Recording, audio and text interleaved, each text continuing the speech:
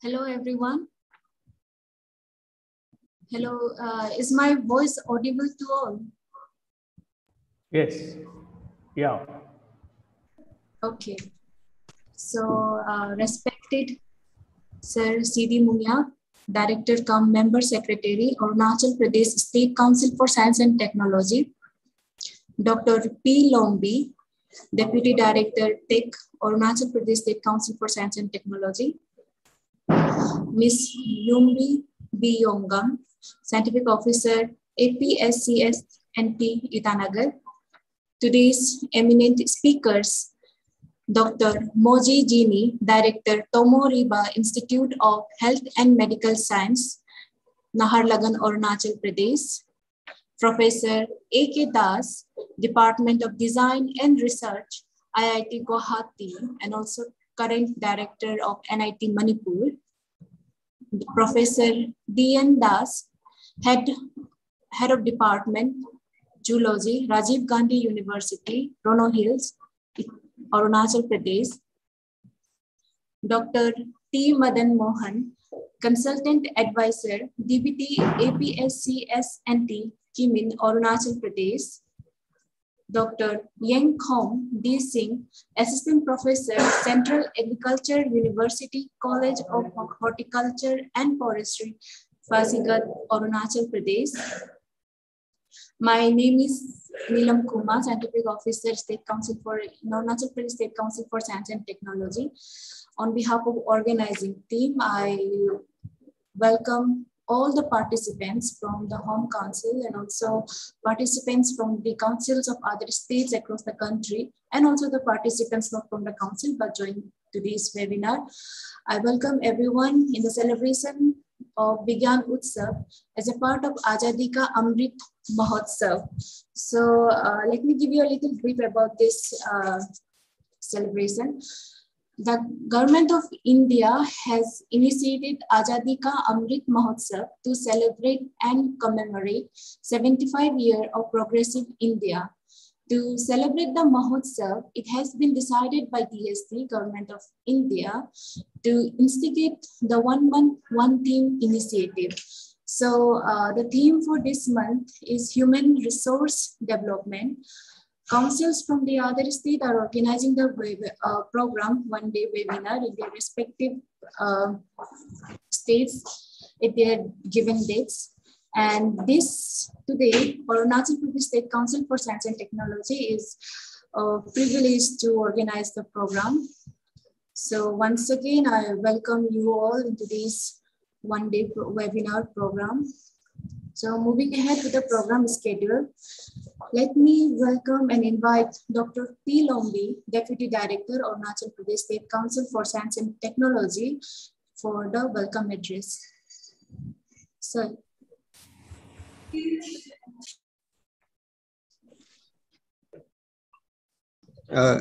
Very good morning to and warm welcome to all the participants of today's program being hosted by Arunachal Pradesh State Council for Science and Technology, Department of Science and Technology, Government of Arunachal Pradesh, and Department of Science and Technology, Government of India. Respected Dr. Devyaprad Datta sir, Head and Advisor, Department of Science and Technology, Government of India, Dr. Rasmi Sharma, Madam, Scientist F, Department of Science and Technology, and our special invitees of today's program, Dr. Moji Jini, Director, Tomoriba Institute of Health and Medical Sciences, Government of Arunachal Pradesh, Naharnagar, Professor A.K. Das, IIT from Guwahati, Professor Dr. D.N. Das, Head of the Department, Geology, Rajiv Gandhi University, Arunachal Pradesh, Dr. T. Madan Mohan, Advisor and Consultant, DBT, Arunachal Technology, Arunachal Pradesh, Dr. Yangkhom D. Singh, Assistant Professor, Central Agriculture University, College of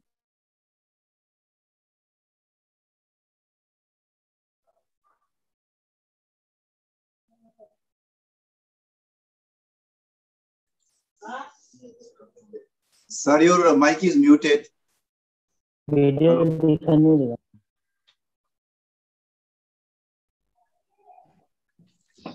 Okay, sorry. Director of Member Secretary, Arunachal Pradesh State Council for Science and Technology, Arunachal Pradesh, and my dear participants from councils of science and technology all over the countries. While taking the opportunity, I, on behalf of the Arunachal Pradesh State Council for Science and Technology, extend my warm welcome to all the participating learned members who is supporting today's program for Vigyan Utsav as a part of AZADI ka AMRIT MAHOTSAV to celebrate 75 years of independence under the theme Human Resource Development. I'd like to place my warm welcome to learned speakers from different STI institutes of the country and including the Arunachal Pradesh, and extend my sincere thanks for accepting our invitation for success of the program. Sir, Arunachal Pradesh State Council for Science and Technology has had a long and successful association with Department of Science and Technology, Government of India for many years, starting with our advocacy for the use of science and technology intervention to mitigate the socio-economic and environmental problems in the state. With the active support from Ministry of Science and Technology, Government of India, and Line Department, today we are able to work in the different science and technology fields along with our state through being a letter starter. We pledge the team Arunachal Pradesh State Council for Science and Technology will continue to maintain to achieve the goals of Atmanirbhar Bharat after 25 years when we will be celebrating the 100 years of our independence. With this, I would like to conclude my welcome speech. Thank you all.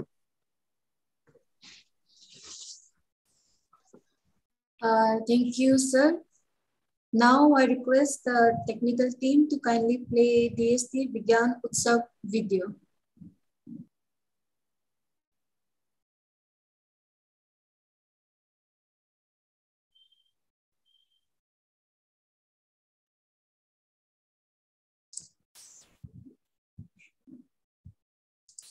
India celebrated its 75th Independence Day on 15th August 2021, which became very popular as AZADI ka AMRIT MAHOTSAV. Its 75th Independence Day on 15th August 2021, which became very popular as AZADI ka AMRIT MAHOTSAV. AZADI ka AMRIT MAHOTSAV is an initiative of the Government of India to celebrate and commemorate 75 years of progressive India and the glorious history of its people, culture, and achievements.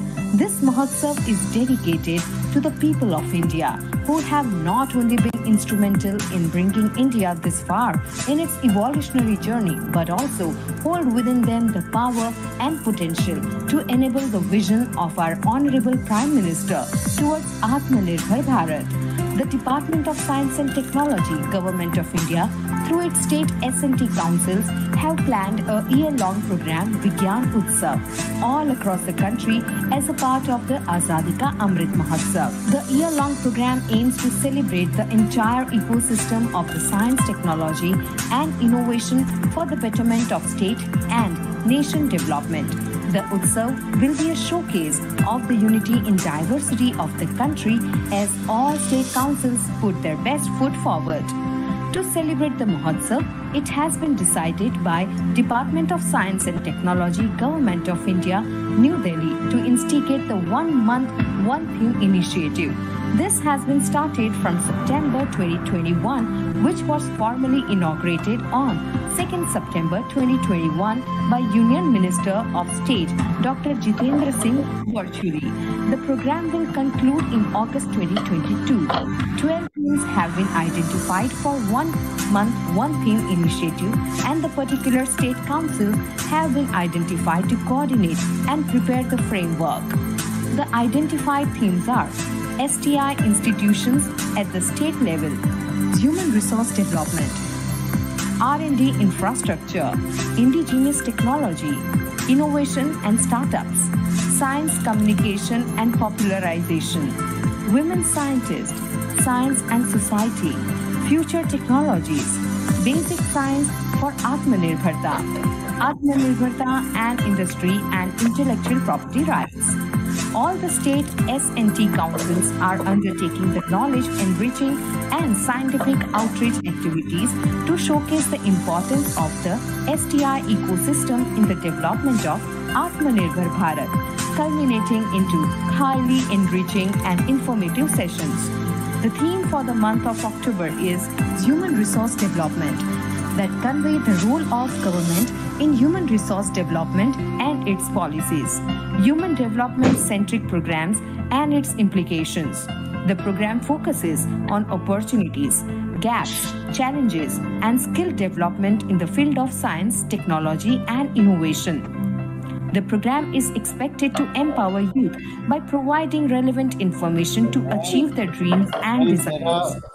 Vigyan Utsav, celebrating science by youth empowerment. Vigyan Utsav, Apna Utsav.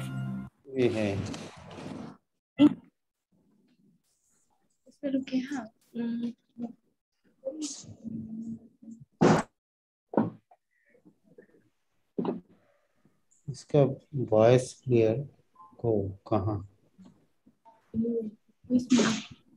Okay, so now I invite Sir C.D. Muya, Director cum Member Secretary, Arunachal Pradesh State Council for Science and Technology, for the introductory remark and presentation on Human Resource Capacity Building Council Initiative.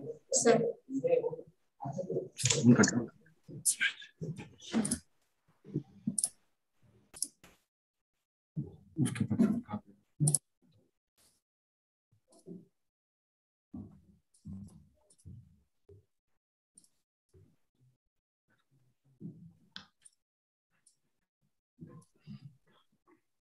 Okay. Good morning, everybody. Is my screen visible? Yes, sir. Okay.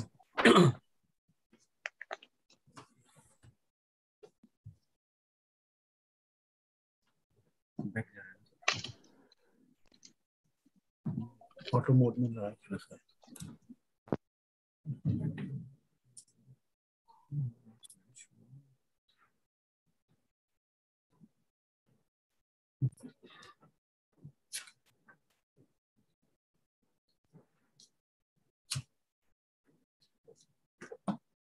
Okay.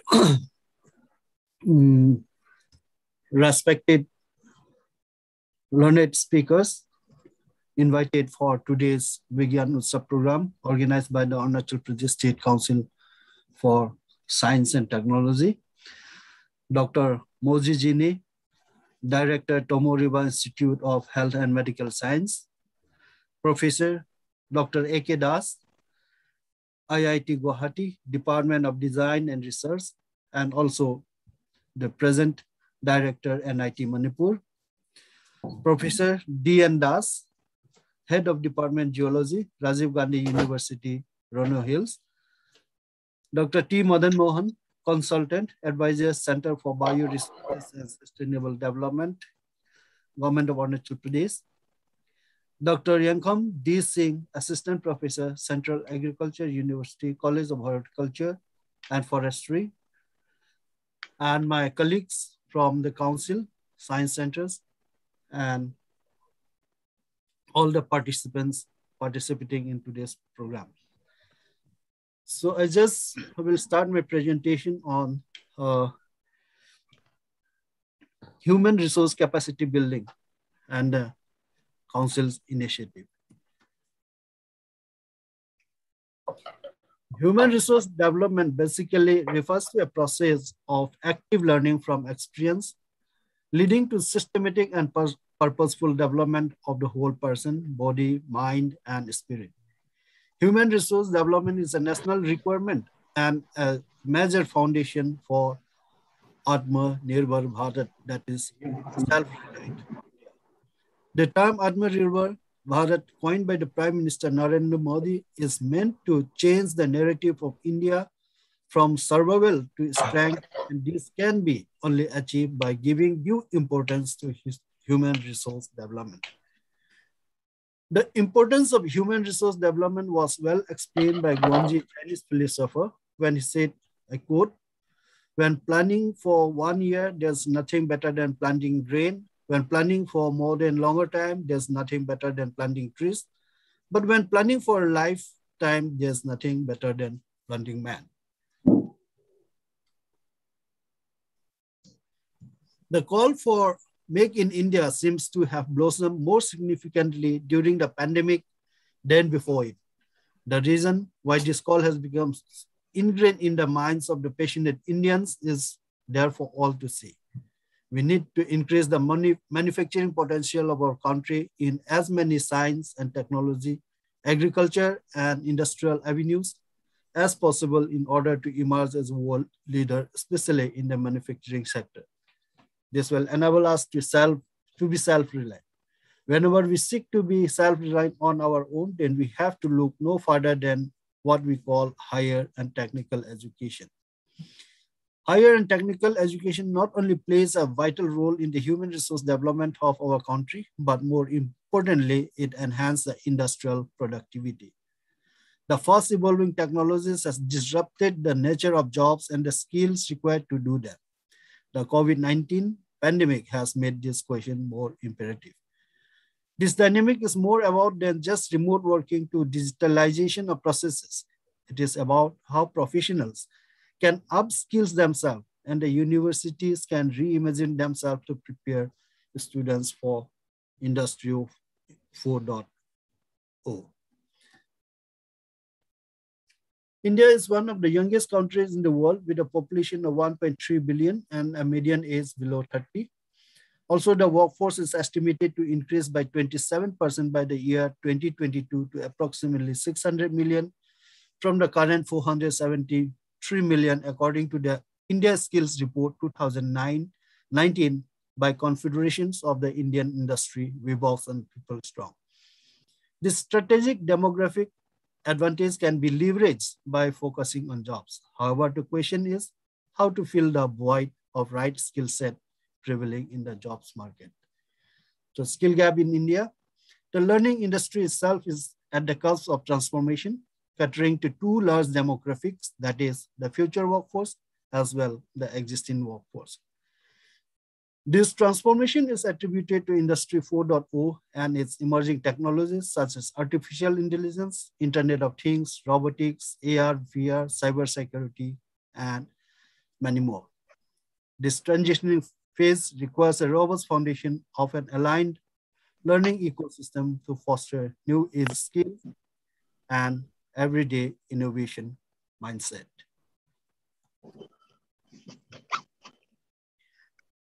The present scenario of our workforce, as on today, 95% of engineers in the country were not fit for the software development jobs. Average trainable employee percentage gap in engineers for new age IT skills is 7.4%. 78% of the fresh hires in the IT sector need training input to become employable. 40% of 16 million IT BFSI employees need reskilling over the next 5 years due to rapidly changing technologies and job roles. The other challenge is the lack of soft skills. Unraveling business problems requires us to be a team player and communicator. In short, we need to transform the way we learn. Solution to bridge the skill gap in India, industry-academia affiliation, adding context in learning, hyper-personalizations, preparing for day one.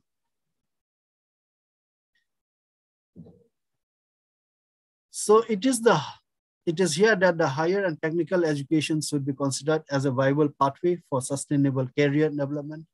The youth, especially those who are completing their higher secondary education, will have to be sensitized towards technical education and given moral boostings inputs as to the merits of the same so that they know what to do next. Here are some points.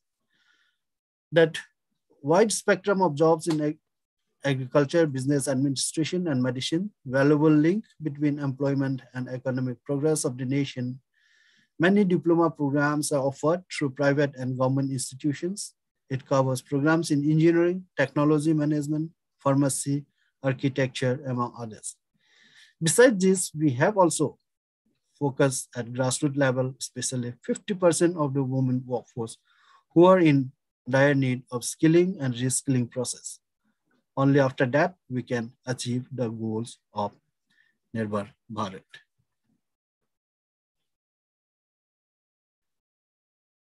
The council so far have what we have done for human resource development, sensitization of students at secondary and higher secondary level through its wing Arunachal Pradesh Science Center, sensitization of grassroots innovators, worker, women, artisans, entrepreneurs through Innovation Hub, technology dissemination through Rural Technology Development Center, Kimin, organizing teachers training orientation program, biotechnology for improving food and agriculture, that from the Center for Bioresources and Sustainable Development, capacity building training program on IPR.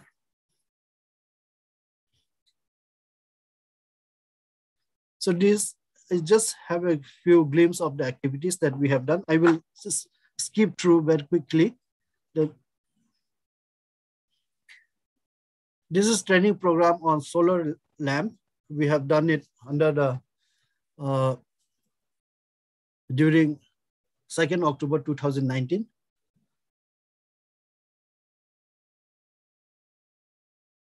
Training program of solar lamp continues. It is done for hearing impaired Divyang students of Donipolo Hearing and Impaired School.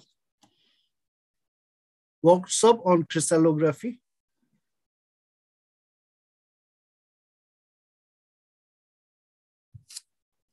This training on idea and innovation workshop for the capital regions in the Polytechnic, Rajiv Gandhi Polytechnic, and many other schools.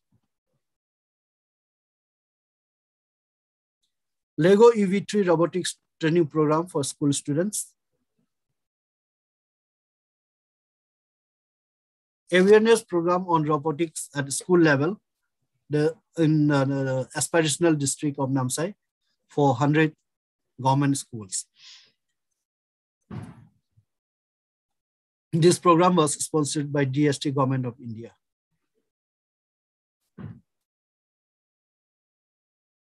The Arduino microcontroller and artificial intelligence training imparted at Innovation Hub.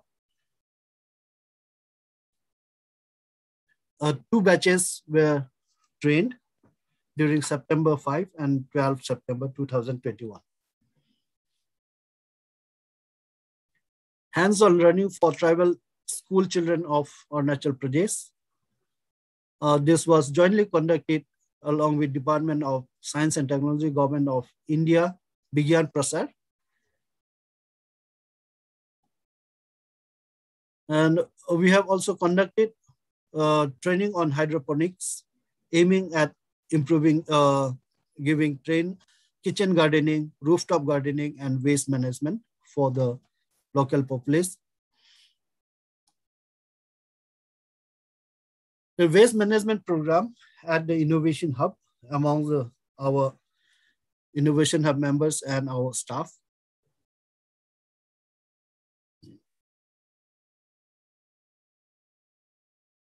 Capacity building workshop on idea, innovation, and technology for students, teachers, and entrepreneurs.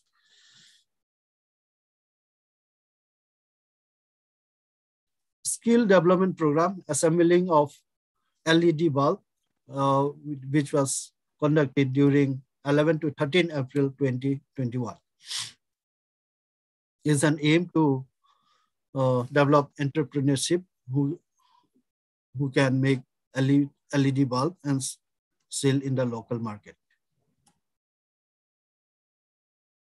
This is workshop on artisans and entrepreneurs of the Arunachal Pradesh.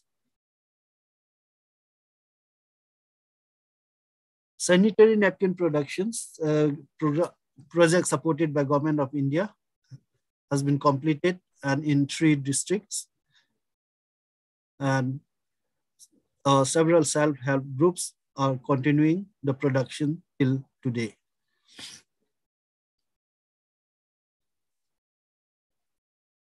State level awareness and sensitization workshop on health and nutrition for rural tribal women of Arunachal Pradesh conducted at Tawang.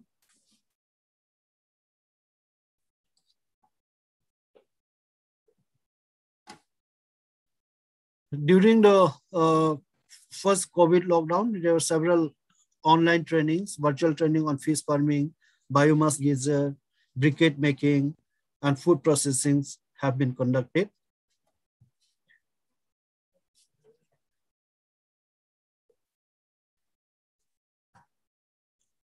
Ten days training program on cultivation of essential oils, grass, lemongrass, and citronella. Extraction of banana fiber. These were trained by the scientists from CSIR NIS Jorhat. Mushroom cultivation, biofertilizer making,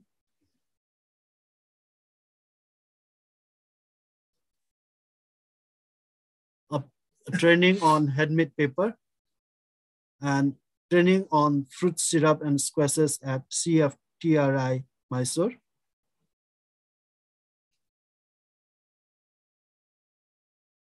This Athenian orientation program organized by Wipro. Training program on inspired Manak resource person by Dr. Nitin Moria, NIF, India.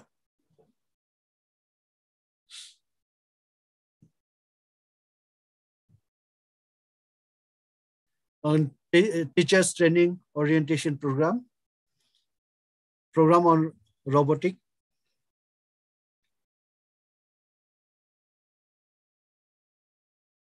biotechnology for improving food and agriculture,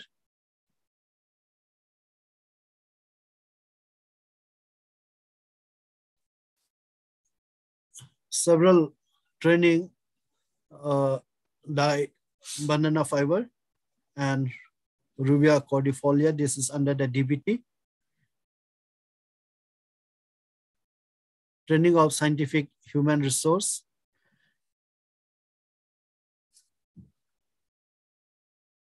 This conducted by our Center for Bioresources and Sustainable Development, DBT Kimin. This is intellectual property right awareness and workshop conducted by our Center for Intellectual Property under our council.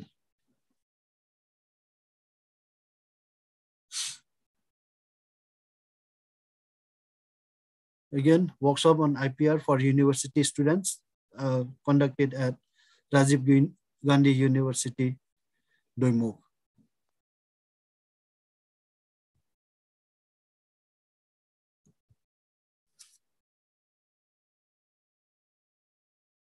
So the future plan for upscaling human resource capacity or human resource development is setting up of bamboo treatment plant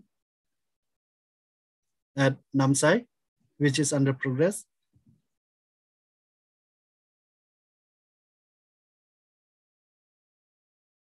And then collaborating with AIST, Advanced Industrial Science and Technology, National Institute of Advanced Industrial Science and Technology.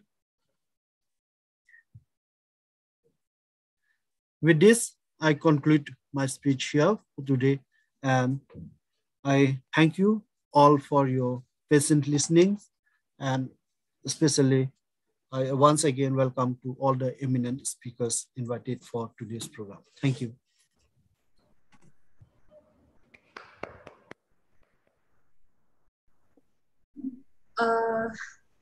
Thank you, sir, for introducing the basic idea of human resource development for resilient India and sharing some of the council initiative. So now I would like to welcome and invite our next speaker, Dr. Moji Jini, Director, Tomoriba Institute of Health and Medical Science, Naharlagan, Arunachal Pradesh, who will be delivering a talk on importance of human resource development. Sir.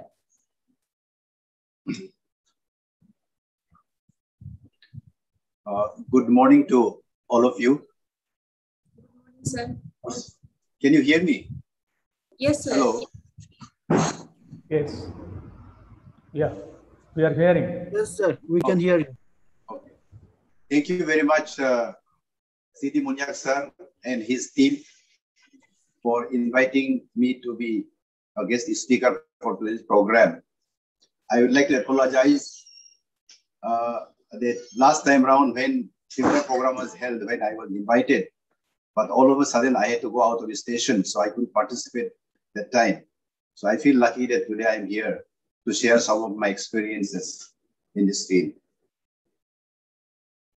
All the respected speakers and the learned audience, I must confess that I am not a human HR management expert, and neither I am any direct experience in corporate like human resource management. What experience I have got is I have been in government service for last 33 years, out of which almost 30 years have been I have been involved in some kind of human resource management and a smaller group in the beginning, because every doctor, every surgeon is a leader in his own team, and then slowly by and by when they grow, as it happened in my case, I took greater responsibilities year after year, and so much so that I even headed the state health department for 3 years as director of health services, and took over as a director of TRIMS to bring in this medical college in our state. So the time given to me is only 10 minutes. So I wonder whether this will be sufficient, because my ideas, the points which I'm going to make are not very crystal clear. So I may take some time to, come to the point. Therefore, I might take slightly a little more than 10 minutes. So anyway, I'll try to compress my talk. You are allowed, sir. You are allowed to take more than 10 minutes. Oh, okay. Okay. Second thing is I would like to share the screen so that I can show some slides and I can speak on the points which I'll be projecting on the screen. So can I share the slide, the screen?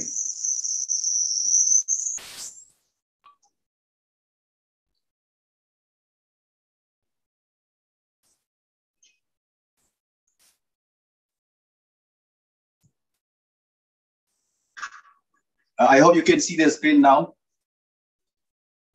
Yes, sir. Okay, okay. Thank you very much.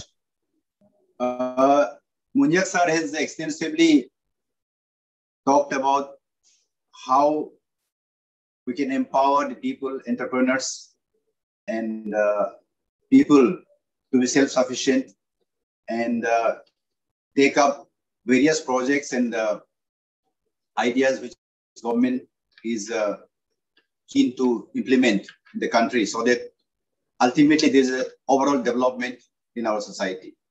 I will be speaking on slightly in a different aspect of human resource management. In the context of just general context, the points which I will be making here will be some pearls and pitfalls which I have picked along the years which I have spent in government service in managing human resources. As a human activity is concerned, we always have a goal. Everything is goal-oriented. For any concept or any activities or project to take place, first of all, we should have an idea or a concept. This idea and concept can be born out of necessity, or maybe it may be an innovative idea of a person, or it's a simulation. That means we have seen or we have observed certain things being done elsewhere and we like it and we simulate it. Or it's for some kind of a translation. Say, for example, government in India is like Atmanirbhar Bharat and Vigyan Utsav. These are the things which the think tank stalwarts in the national level have promulgated, and they are trying to implement it in the country. Now, for any goal-oriented human activity, we need two things.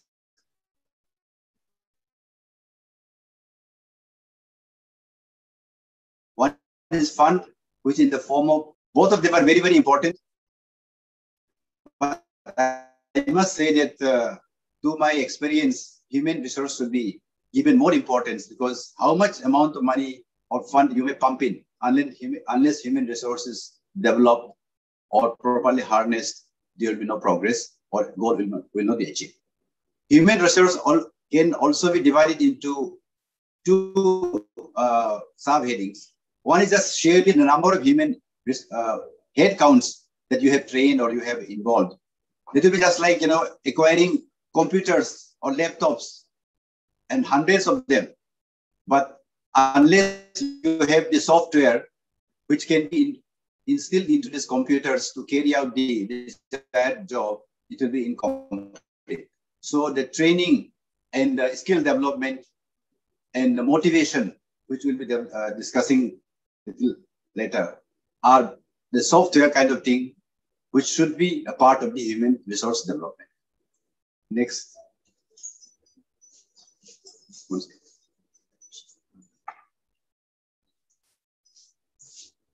So the idea of human resource development is to get maximum output from minimum input.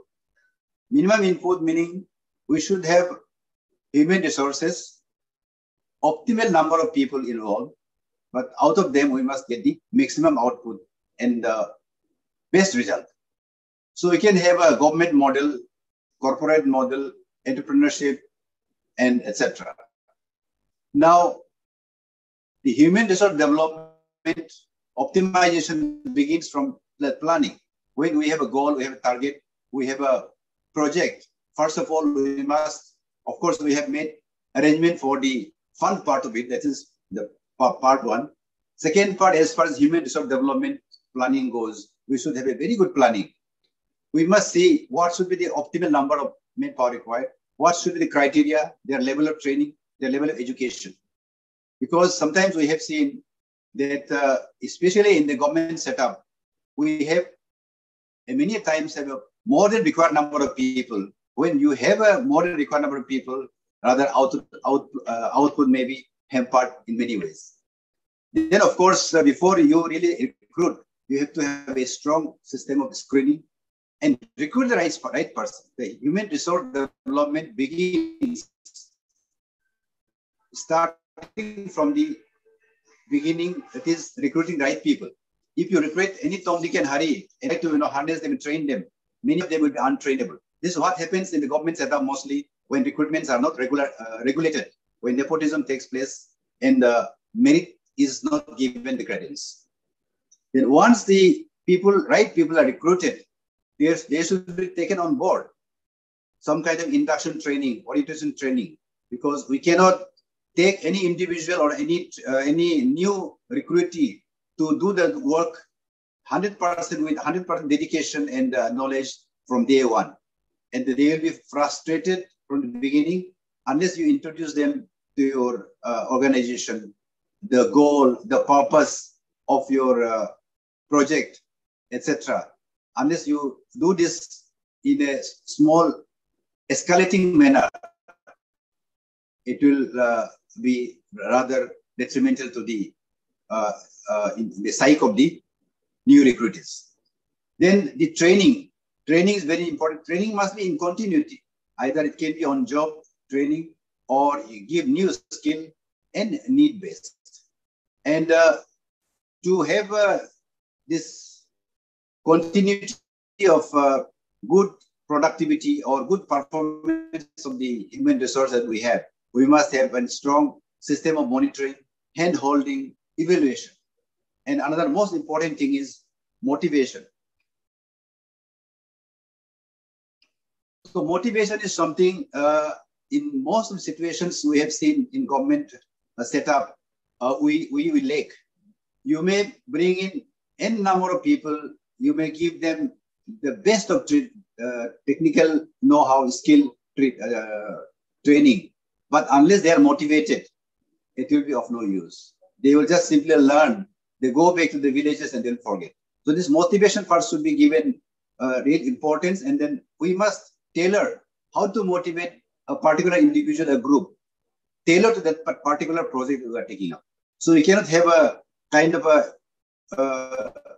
straight jacket type of a rule or watertight rule which can be applicable to every situation. So the organizations which is developing the human resource must work on this, how to motivate people. That should be actually the first step in the training. To have good human resource activity and manage in the group of the organization, we should have a good leader. Leadership is very, very important. It is often said that a flock of sheep led by a lion can be more stronger than a group of lions, a pack of lions led by a sheep.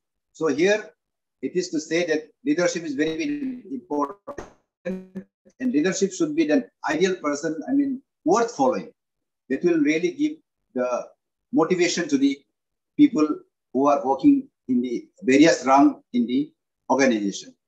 We must also look into the perks and benefits and welfare of each individual, all the HR members of the HR that is involved in the organization. Encouragement and acknowledgement of their achievement is a very, very positive, have a very positive impact.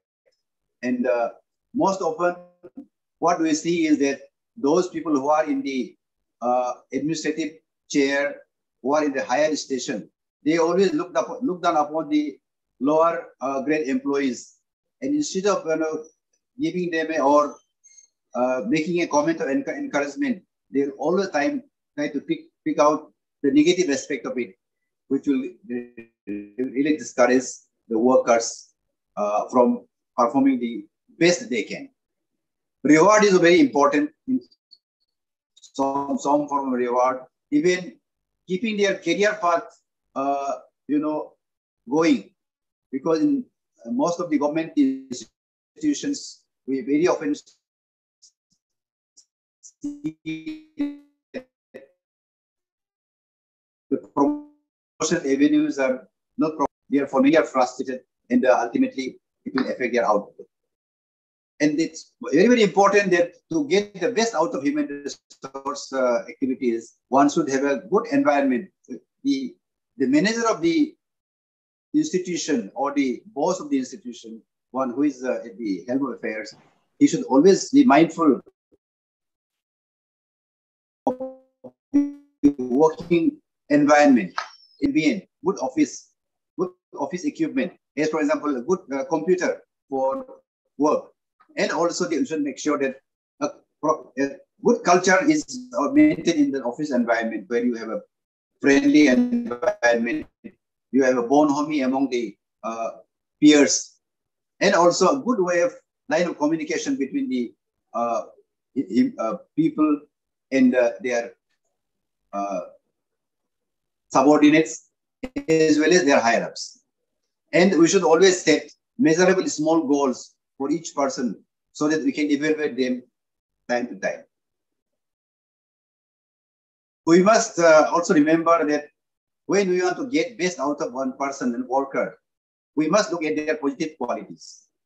Because we all have, as a grown-up people, have our positive side and negative sides. And in any kind of organization, either be it in government organization or in corporate organization or entrepreneurship activities, we cannot change a person's ossified qualities, the qualities which they acquired along their life.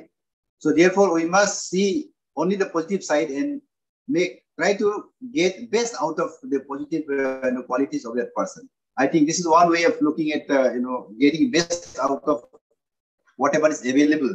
So this is what I have learned all along in this long tenure of my services in the government.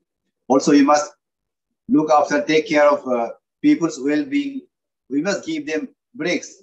There are offices and organizations where they make their workers work slog day in and day out without any breaks, even on Saturdays and Sundays, without at least looking into their health. So therefore, it is very, very important that these people get time to recharge themselves. We cannot burn them out by overworking, or harnessing them day in and day out, day after day and week after week. So this is very, very important. And any organization, any company, any department should have transparency. What is going on in the department should be more or less transparent. The subordinates should not have a doubt what their bosses are doing. We must share the bigger picture and the purpose of whatever we're doing, and also make sure that even the lowest rung of workers have some sort of ownership, in what you are doing. And we must try to give them some kind of autonomy in work that we have assigned to them. If we want to, micro control them all the time, minute by minute, things will not work out. And they should have a sense of security. And we should encourage teamwork as well as healthy competition. And also, it's very important to know what drives a particular individual to be in your department, in your society, or in your unit. Then only you know where to tackle him to make him work harder. And also, we should understand that there will be situations where they will be put under stress. So this stress management should also be part of human resource management. And also, we should look into the personal issues of our individual workers, because a person who has unhappy family life will never be a good worker in your institution or in your organization. And there should be always a room for good communication. The subordinates should never feel that whatever they feel, their grudges, their complaints, and whatever they want to say cannot be put across to their bosses. And then it will always foment a kind of mistrust and grudge, which will translate into, it will be totally counterproductive for in the entire the goal that we set to achieve. Therefore, we should have in any department, any state, any unit. I say there should always be a unit or some area, some kind of dedicated system, which should be called HR management unit. So in our state, as for example, in the government of Arunachal Pradesh, I really am not very sure whether we have a dedicated HR kind of a management department which looks into the general problems of HR, development and guide each and every department. I'm not sure. Maybe there is one. But say, as for example, in my health department, we do not have such dedicated HR management unit.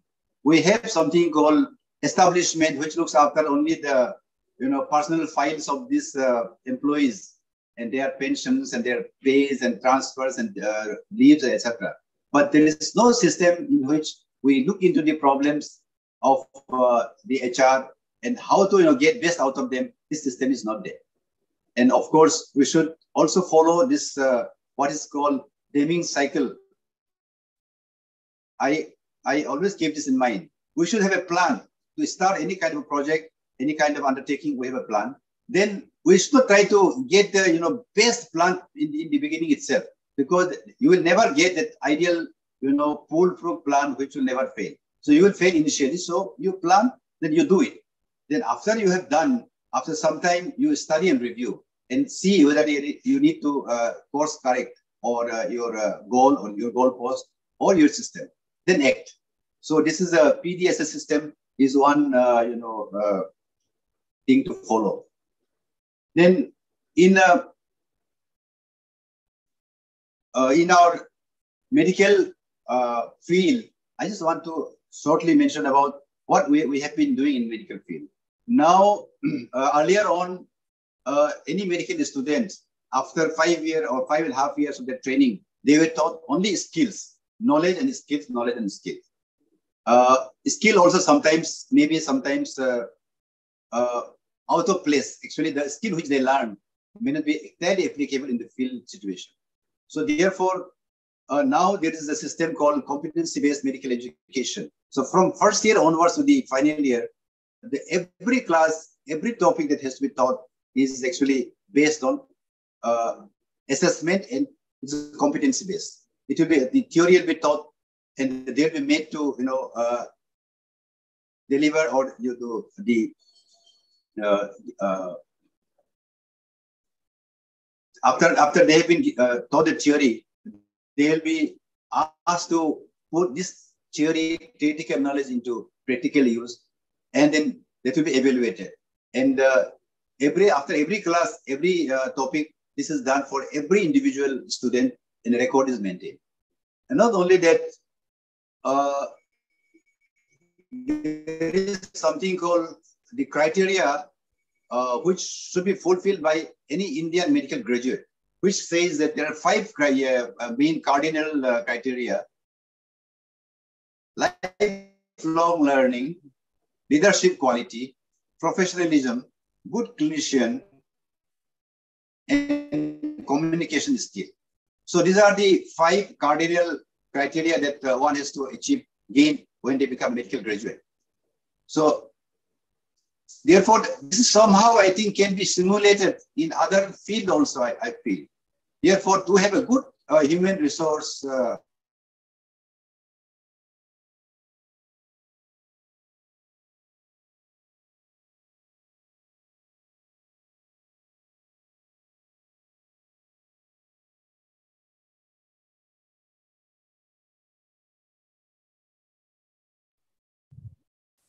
Hello, Ginny sir. Oh, no. Hello, Ginny sir. Hello, Ginny sir, you are muted.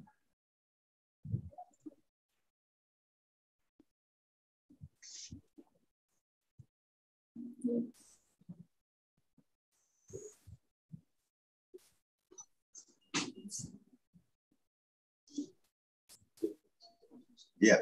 I hope I'm audible. Yes, sir. Hello. Yes, sir. Okay. So I am almost coming to the conclusion of my end of my presentation. So therefore, not only this, even if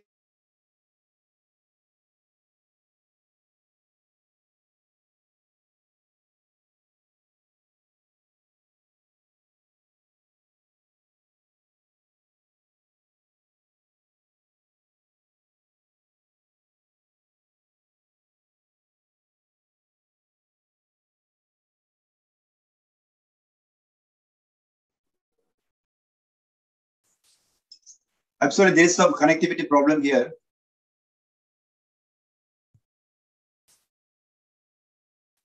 Hello. Yes, sir, you Hope can I'm go back. forward. We can hear you. We are hearing Yeah. you. Please go ahead. Okay. Yeah. Okay. So what I was saying is that these 5 qualities which we seek to see in a medical graduate, this is something I think we should also see. Of course, the clinician may be skill. This can be replaced with skill. Otherwise, all the rest are applicable to any field. And on top of this, 3 things I want to mention. Even if you have a best of skill, even if you have the best of knowledge, but if you do not have this skill and knowledge, if you do not know in what perspective this should be used, and if you are not motivated, they are useless. So therefore, any kind of a human resource, if you want to develop them and use them to the fullest, we must have something called head. Head means you should have the idea, knowledge, that intention to do whatever good you can. And heart is wisdom. It is ethical, that whatever you do should be ethical. It should be, the knowledge is a double-edged sword. It can be detrimental, it can be harmful, and it could be very useful. So unless you have the wisdom to use your knowledge and skill in the right place, it will be useless. So head is your knowledge and skill. Head is basically your wisdom, your intention.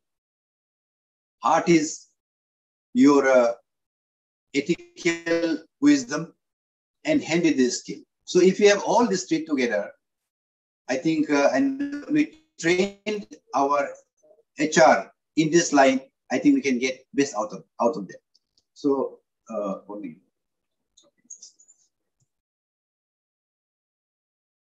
So therefore, the respected audience and all the respected speakers, the few points which I tried to share, as I told you, is just from out of my own experience. Neither I have read any books. I have never read such books also, and I have never had any formal training in human resource management. But these are some pearls and pitfalls which I've come across, which I thought will be useful for any organization, any system where HR the aspect of HR is also taken into their program. And I want to repeat again that for any kind of goal-oriented human activity, two things are most important: material money and, of course, human resource. And human resource, most often in our scenario, in our state or in our government setup, is often forgotten. As for example, as of now, the record goes that the government of Arunachal Pradesh employs more than 80,000 people, out of which the police department has got the highest number of people, nearing to about 13,000. Now, in many departments, we have seen, actually, we have more than ideal number of people, but output is very, very low. Inefficient, there's an inefficiency everywhere.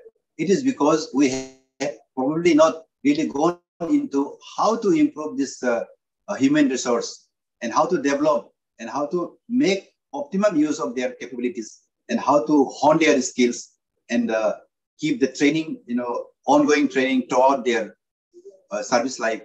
These things haven't been gone into properly. Therefore, I think there's a lot of room for improvement in human resource management in our state. With this, I thank you very much. And then if some of the learned listeners here would like to interact or maybe contribute some points, add on some points on whatever I have said, it will be very, very welcome. Thank you very much.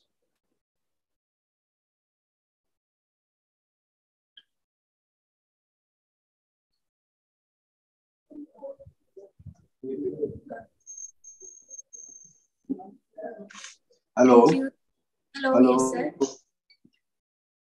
Thank you, Dr. Moji Jimmy, sir, for sharing the concept on importance of human resource development and also sharing some of the important points regarding the human resource management.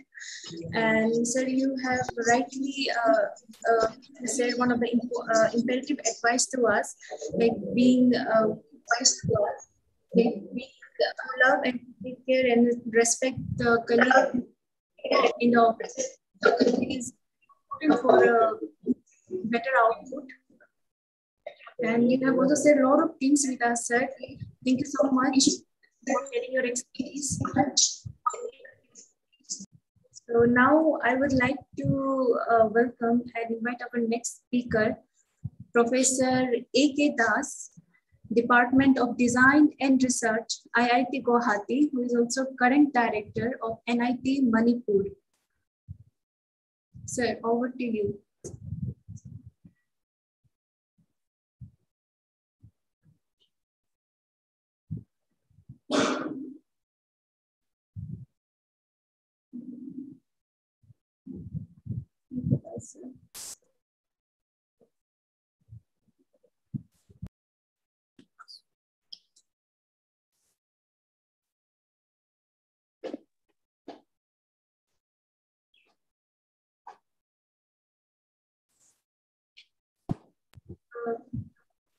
Hello. Professor, yes, sir. Yes, I joined. Can you see me?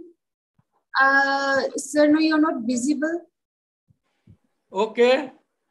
See, I'm not being able to join from my laptop, so I'm trying to join it mobile. Now Okay, we are sir. seeing Now you. you're Now we are Now able you're to see you. Okay. Network is very poor. I am away from Guwahati.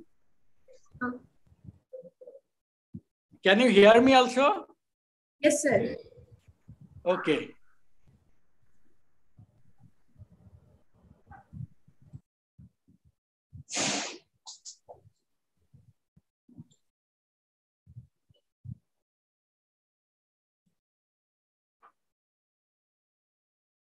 I'm still trying to get to through the laptop. Let me check. No problem. Oh, okay, sir. Yeah. So when should I start? Let me know. Sir, you can start. This is right your away. time only. Please go ahead. Yeah. Okay. Thank you for calling me for this conference. And it's a pleasure to be amongst you. Although it's an online conference, it still hope to reach more people. And because of the pre-engagement with tea clusters in northern part of Assam, I had to travel from Guwahati, and I am at this very moment with them. So there is a lack of network problems, but I think everything will go up. And welcome you all to my short talks. This is regarding the human resource development in the state of Arunachal Pradesh. I'm quite closely associated with Arunachal Pradesh from the point of view of travels and working with different organizations. I had once worked with Forest Department of Arunachal Pradesh when they were in the bamboo projects, as well as your Padma Shri Bina Ingi. I was working with her for quite some time, and we also had made a documentary on her. So Arunachal Pradesh is like very close place, just like my own place in Assam where I stay. And then from my background, I have been working with IIT Guwahati for long years, 2097 onward. And before that, I was in IIT Bombay for 95 to 97. But my academic stint started in 1988. So I have almost crossed 33 years in academics. Technical academics, I have taught in polytechnics to universities to IITs all around. So when it comes to talking about human resource development in engineering area for state of Arunachal Pradesh, it's a pleasure to tell you that at this very moment, NIT Arunachal Pradesh director itself is my close associate, Professor Pinagasar Mahanta. So NERIS in Arunachal Pradesh was a very good experimentation, you can say, because it was the first institute in Northeast to have modular systems, which is now again emphasized in new education policy, that easy access, easy entry, easy access. Like NERIS provided the facilities of joining it and then have a certificate after studying 1 year or 2 years, or diploma after 3 years, and graduations after 4 years, and when it started with integrated, you can have 5 years and have a master's degree. But although it has contributed enormously in relevant areas to talking about northeastern regions and Arunachal in particular, it also had agriculture, engineering, etc. But rest of the areas like engineering, civil, mechanical, all these things were common to what one has in any other engineering colleges. So there was some success, but what has happened is with the changing times, it is not only those conventional branches, but you need more than that, because Arunachal Pradesh itself is very huge, and there should have been possibilities of having industrial management or agricultural management, something regarding management activities, not like financial management alone. The proper technology management type of course should have been there, which should have helped Arunachal to get more manpower in that areas. That is what is actually lacking. NIT is trying to fill some fact, but then government policies are always like that. You go more with the common branches. Of course, there is still dearth of good civil engineers, mechanical engineers, and all other electrical engineers in a place like Arunachal Pradesh. But then we have to contextualize these things. I have seen also tea gardens in Arunachal Pradesh. I have visited those tea gardens. There is big, what you call, potentials for horticultures in Arunachal Pradesh. Fish farming, like what is being done in Zero and can be replicated in many areas. There is scopes for goat rearing, all these things. And engineering education in those particular aspects is very important. I know there is YAK research stations in Arunachal Pradesh where we also have contributed in terms of designing things under RUTAG. But those are only few things that comes, like Arunachal being hotbed of hydroelectric power stations. So more engineers in energy sectors is required, but that gap is to be filled up from other areas or other places in India. So there is potential for that. Third thing what is happening is, when you talk about human resource development, it just cannot be simply engineers. It requires many more other things, and engineers also has to understand the realities of managing things. Social management, social development, all these things are part of that. So when you try to look for engaging the people from Arunachal Pradesh to manage the resources, then concept of sustainability, all these things have to be built up in this, and management is to be built up in engineering education itself, because those are the needs of the local context. Without that, it is very difficult to manage things. Someone can be engineers, but may not be able to contribute to other things. Like last month, I was interacting with people in Nagaland. They have gone for huge rubber cultivations, and now they have created or asked for fund from the government of India to create road networks. What we have realized in creating those road networks is that they did not plan for the economic sustainability of the whole aspect. One thing is that in Nagaland, there is lots of rain. Similarly, in Arunachal Pradesh also there is lots of rains. Now, when you create a road, you need to not only prevent the road from get destroyed in landslide, but road is one aspect where by the side of the roads, of the hills, you have lots of potential for water harvesting. And then creating facilities to store that water so that water is available to the local populations. We have seen while traveling to different places in your, what you call, Arunachal Pradesh, there is also water shortage. Tawang at the peak of the seasons has water shortage. Dirang in the things is much lesser. But when it comes to places like Bomdila, we have faced these situations.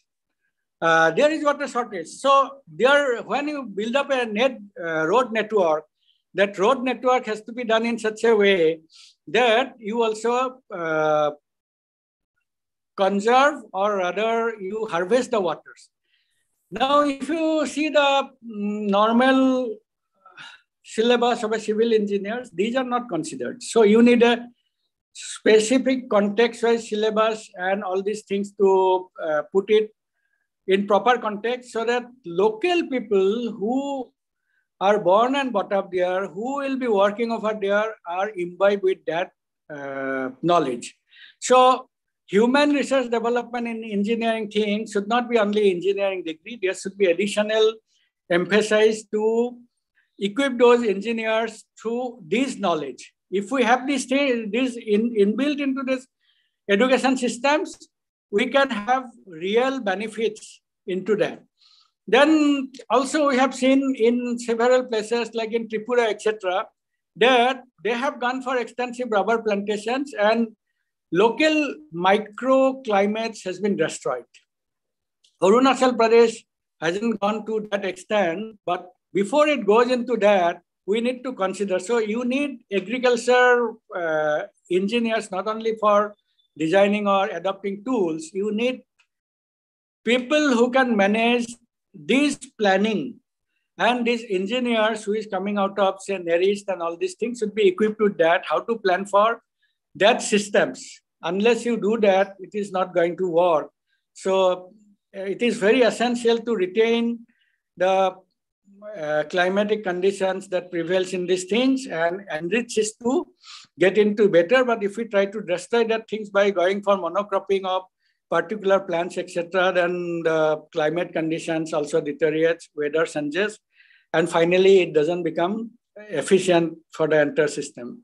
For this type of system, only things that is possible is that while talking about the human resource in engineering aspect, we must take care of those aspects that either the engineers were trained or going to be trained in those aspects, so that they are specifically suited for this type of work. They will be able to finally bring sustainability and survival of the effort. Otherwise, this is always becoming difficult. Change in culture and traditional knowledge is another aspect. The moment we go through the engineering educations and all these things, there is lots of changes in lifestyles, and these lifestyles makes us forego our traditional knowledge, but that traditional knowledge has to be preserved. Because if we see today, we are promoting rice cum piscicultures in other parts of Assam and most of the places where it is feasible. But we did some research onto that aspects, and what happened is that what was being practiced by Apatani for over the years is very practical and very beneficial for the both rice cultivations and fish cultivations, and it is contributing 10 times more profits to the rice farmers rather than just putting rice alone. These are traditional knowledge that is to be enhanced. That is what is coming out. We have seen that apple is also grown in these areas. Arunachal, some of them are very good. Now, whatever comes to the market is good, but then we need to have food processing technologies to take care of the local needs, because distance is there, all these things are there that has to be taken care of. Engineers who are equipped with cultures, identity of the areas is very essential. This is, I'm talking, this is specifically for civil engineers and architects. If you see Bhutan today, for example, Bhutan has been able to retain their traditional architectures. They have democracy, definitely, but there also used to be monarchy, and things were implemented. If you built a house, it not only should house you, it should be you should be able to live into it, but it should maintain the identity of the place, identity of the cultures, all these things.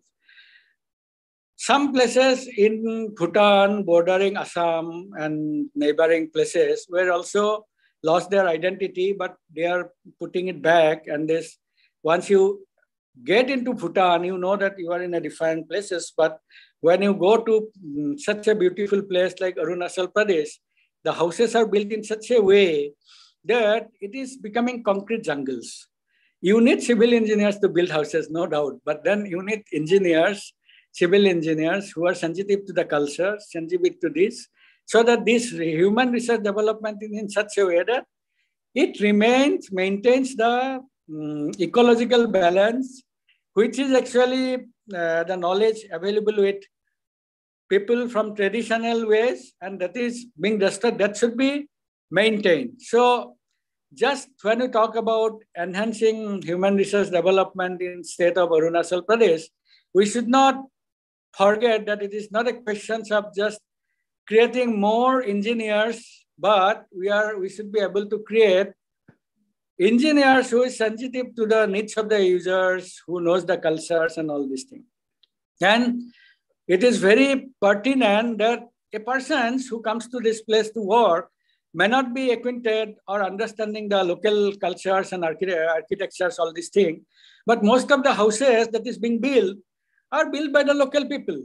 So they should be having awareness of creating identity-wise houses for their own state on this place. So human research development in Arunachal Pradesh in engineering terms doesn't mean that actually we are going to produce engineers. Those engineers should be able to create awareness among the people for sustaining this effort. So then it can be okay. Now there is many industries which require cold climates, precision in electronics production, all these things, but also more or less they also need controlled climates because Arunachal also has very heavy rains. But now to provide that type of situations, you need engineers who will work over there, but then you need not only BTech engineers, you need to have diploma engineers, certificate engineers, manpower. So engineering sectors means we should not rely only on degree engineers. We have to create provisions of creating manpower in those downline, creating good electronics diplomas, good certificate holders, ITIs. But in this area, Arunachal Pradesh is very thinly populated. So if we see most of the technical manpowers in engineering areas are provided by migratory laborers, people who come and work there. So that is to be considered, and then how local populations can be trained up in those areas. Till now, Arunachal Pradesh doesn't have big heavy industries, but it's not required that we need to have heavy industries and where engineers can be put up. Like you can see about if we can prepare good electronics engineers, computers engineers, it is also possible to set up mobile assembly industries for which proper facilities is to be created. Electricity wise, it is quite good in Arunachal Pradesh. They get good share of the electricity generated and more units, hydroelectric power units being commissioned that will make these things available. But then you need good roads for that. You need good civil engineers. This is also being taken care of more or less. More roads are coming up in Arunachal Pradesh, part of the defense preparedness. So we expect that roads will be available. But to maintain all these things, it will not be the army always. So that aspects engineers from local areas will be more potentials. Coming to natural resources management, so Arunachal also requires mining engineers, good engineers, but then number of engineers required is less. So if people going from Arunachal Pradesh get trained up over there and come back to these places, they can help it. And Bhutan is one example for that. Bhutan, whatever mining is being done, where I'm associated with it, the mining is done in such a systematic way, such a sustainable way that they are able to compete. Many of the raw materials for steel industries and all these things and catalyst, all these things are actually coming from Bhutan. It is coming very systematically. But I also know there is factories working in Arunachal Pradesh where they also make these items bordering Assam. But these factories and all these are set up over there to take the benefits of the government policies and all these things and availability of raw materials. And if you see really, there is not many local engineers working into that because the skill or resource in this area is not available. So while doing into these things, we have to put very high stress. Now, what is most important? Root cause of not having, suppose, a good engineers. to have good engineers, we need good colleges up to 12 levels or schools which provide good scientific education, science education up to 12. If we see in Arunachal, there are schools and all these things, but in this aspect, I can see that it is lacking. So when you want good engineers, you want to improve your human resource development in Arunachal Pradesh in terms of engineers, you need to consider the school educations. You have to improve upon the school educations so that you get good people, smart and brilliant people who take up science educations. And science education to take up, you have to have science colleges, schools, and very good facilities, even in small district headquarters, etc. So that is the first requirement. So that should not be neglected.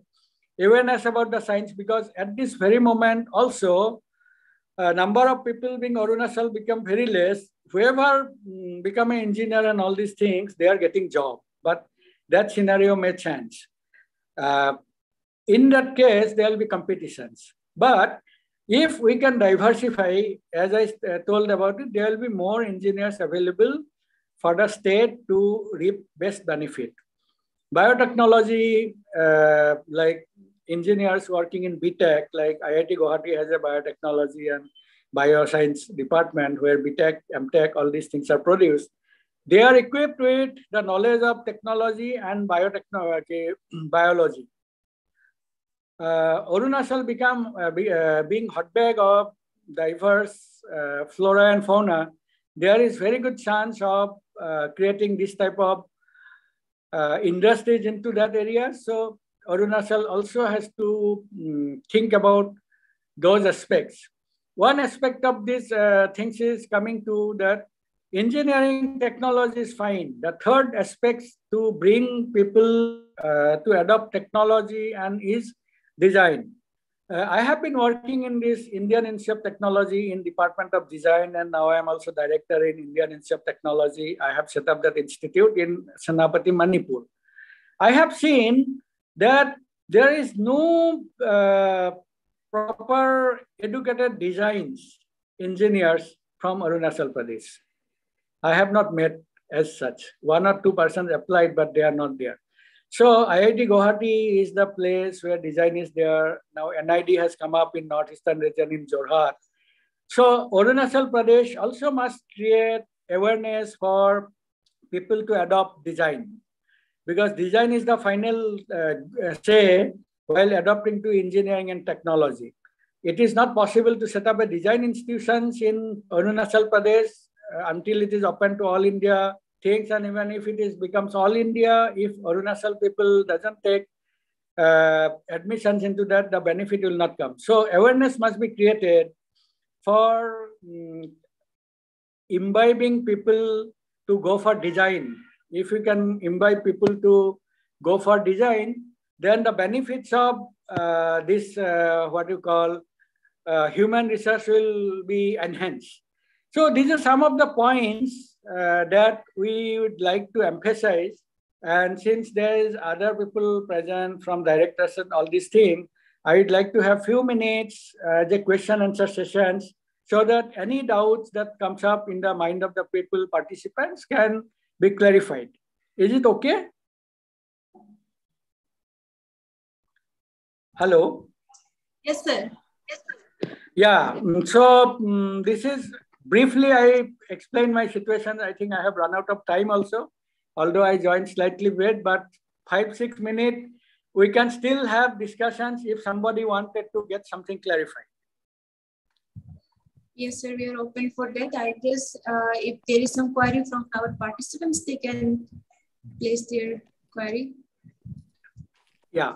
I have one question, sir, with regard to the Institute of Design, as we have pointed out, that not many Arunachalis are there who are into this design, not design engineers. Yeah.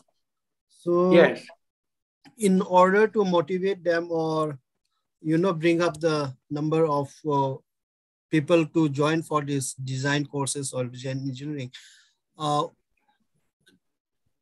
do we have to set up a separate institute, or can we have some like department of design like what you are into at IIT Guwahati? We can have that department separately in NERIS or NIT UPA, which is coming up now. See, NITs might be one good place to start with. NERIS has become quite old, you can say. They have a agriculture department, and some of the people has also done their PhD under Department of Design. They can be also known. But what I feel, NITs can be a very good place to start with, because the present director is also from IIT Guwahati. He has good exposure to design. And we are also here in IIT Guwahati.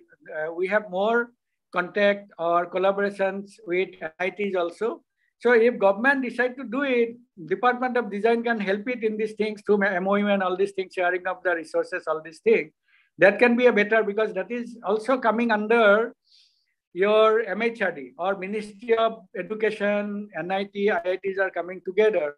Can be better, but it doesn't stop starting it also in what you call NERIST. But I think NITs can be a better place to start. Okay, thank you, sir. Yeah. Okay. Also, ESTEC, what can be done? Arunachal Pradesh State Council of Science and Technology can request Department of Design to have some exhibitions. There also that we can have exhibitions about design over there. People can get motivated, can create this one part of the website in your state council's things, maybe have a link to the designs. Because at this very moment, IIT Guwahati has it. There is an institute, Central Institute of Technology. They also have started design, whereas faculties are also there from IIT Guwahati. There is also NID, National Institute of Design in Jorhat. These people can be still given exposure to those. So in addition to starting a design, because that may take time, but if people are actually given exposures, like what can be done, NIT can be told, or State Council of Science and Technology can organize lectures in NITs for the final year students or pre-final year students, both in NITs as well as NERIS, to give exposures to that. That can be also helpful in the short terms. So that's a very nice suggestion and advice, sir. We will try to explore this if our council can take up this at least 1 or 2 session, online session or exhibition of your designs. Thank you for the advice and suggestion, sir. Yeah. Okay. Thank you. Thank you, Professor A.K. Das. Yeah. As traveling, sir, I wish you a safe journey. Be safe. Yeah. Thank you. Hope to see you all again. Thank you. Yes, sir. Yeah. I'll just log out. Now I will log out. Yeah. Okay. Sorry.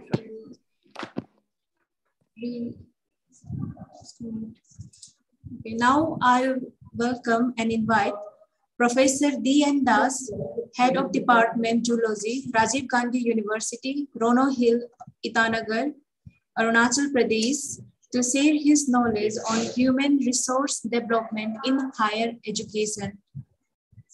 Sir.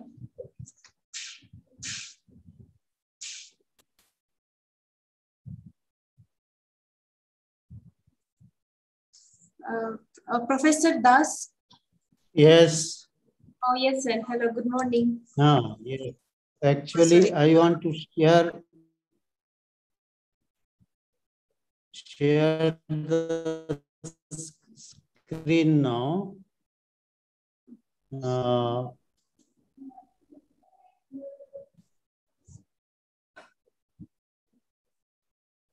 Desktop.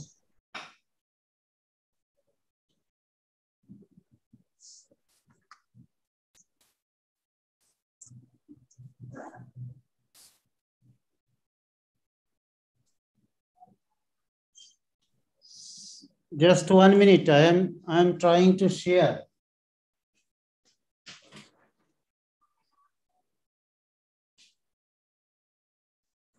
Hello.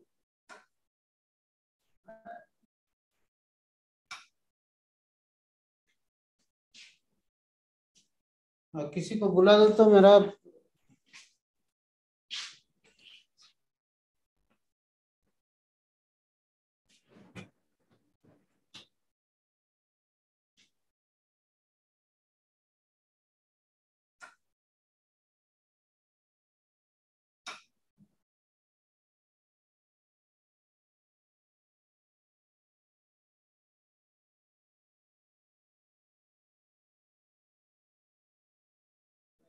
Share कर दो।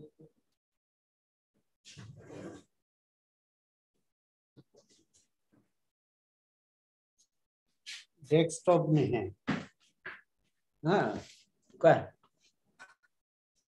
ये 10 से ऐसे होती है command हाँ desktop में है। अलग पे सर को कैसे एक मिनट वैसे शेयर तो लगे शेयर स्क्रीन स्क्रीन शेयर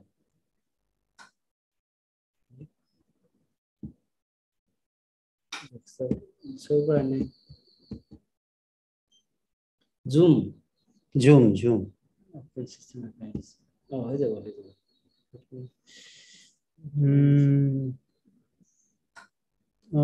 इधर है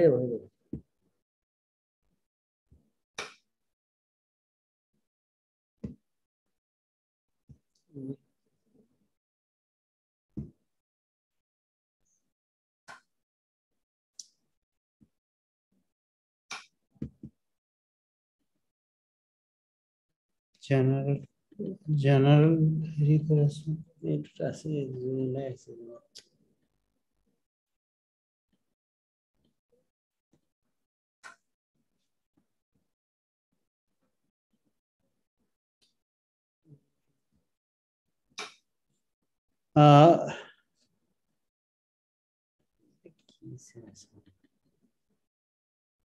I'm pulling some to share screen application security privacy to ban access DS में privacy कुछ प्रॉब्लम बोल रहे हाँ थोड़ा प्रॉब्लम हो रहा है इधर। am I audible ना? Yes sir, you are audible. Audible, but problem is that with sharing of the PowerPoint. Excuse me, sir. I can guide you for sharing the PPT. First, you have to open your presentation and minimize it. Sir, actually, problem is here in the MacBook, not for that. MacBook. MacBook is not permitting us. Okay. It's MacBook. If you can log in from Windows.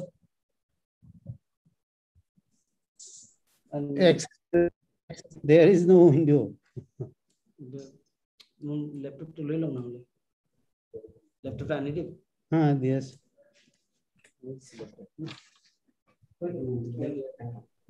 अच्छा, just I am changing my laptop.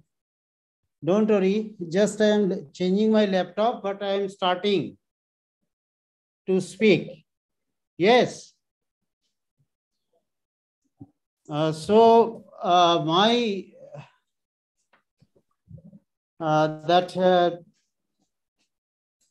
oh, you had. Wait. Oh, Gmail. Gmail. हाँ. Campus Wi-Fi. ना मिजोरम नहीं, ईटानगर। क्या हो गया? ओह अच्छा। ये तो लगा ऐसे वही कौन लगा ऐसे तो कोई तो लगा ऐसे टाइम ऑफ स्कूल में I want to time off school लो No,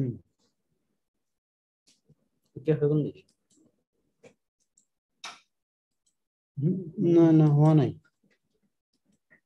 No, it is taking time.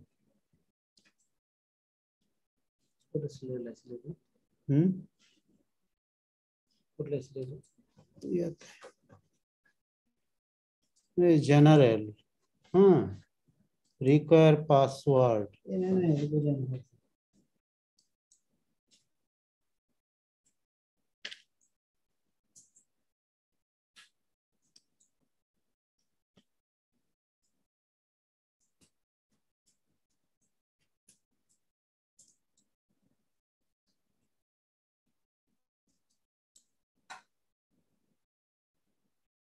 No, काम नहीं कर रहा. अरे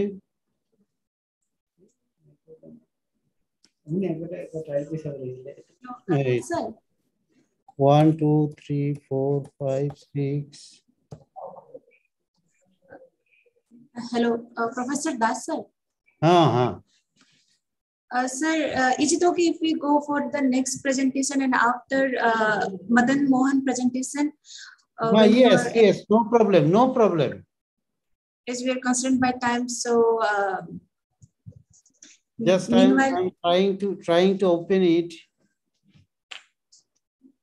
Okay, sir. So we will go for the next presentation, and after Madan Mohan presentation, we will have your presentation then. No problem. Okay, sir. So, Dr. Mohan sir, are you there? Okay, he's here with us. So,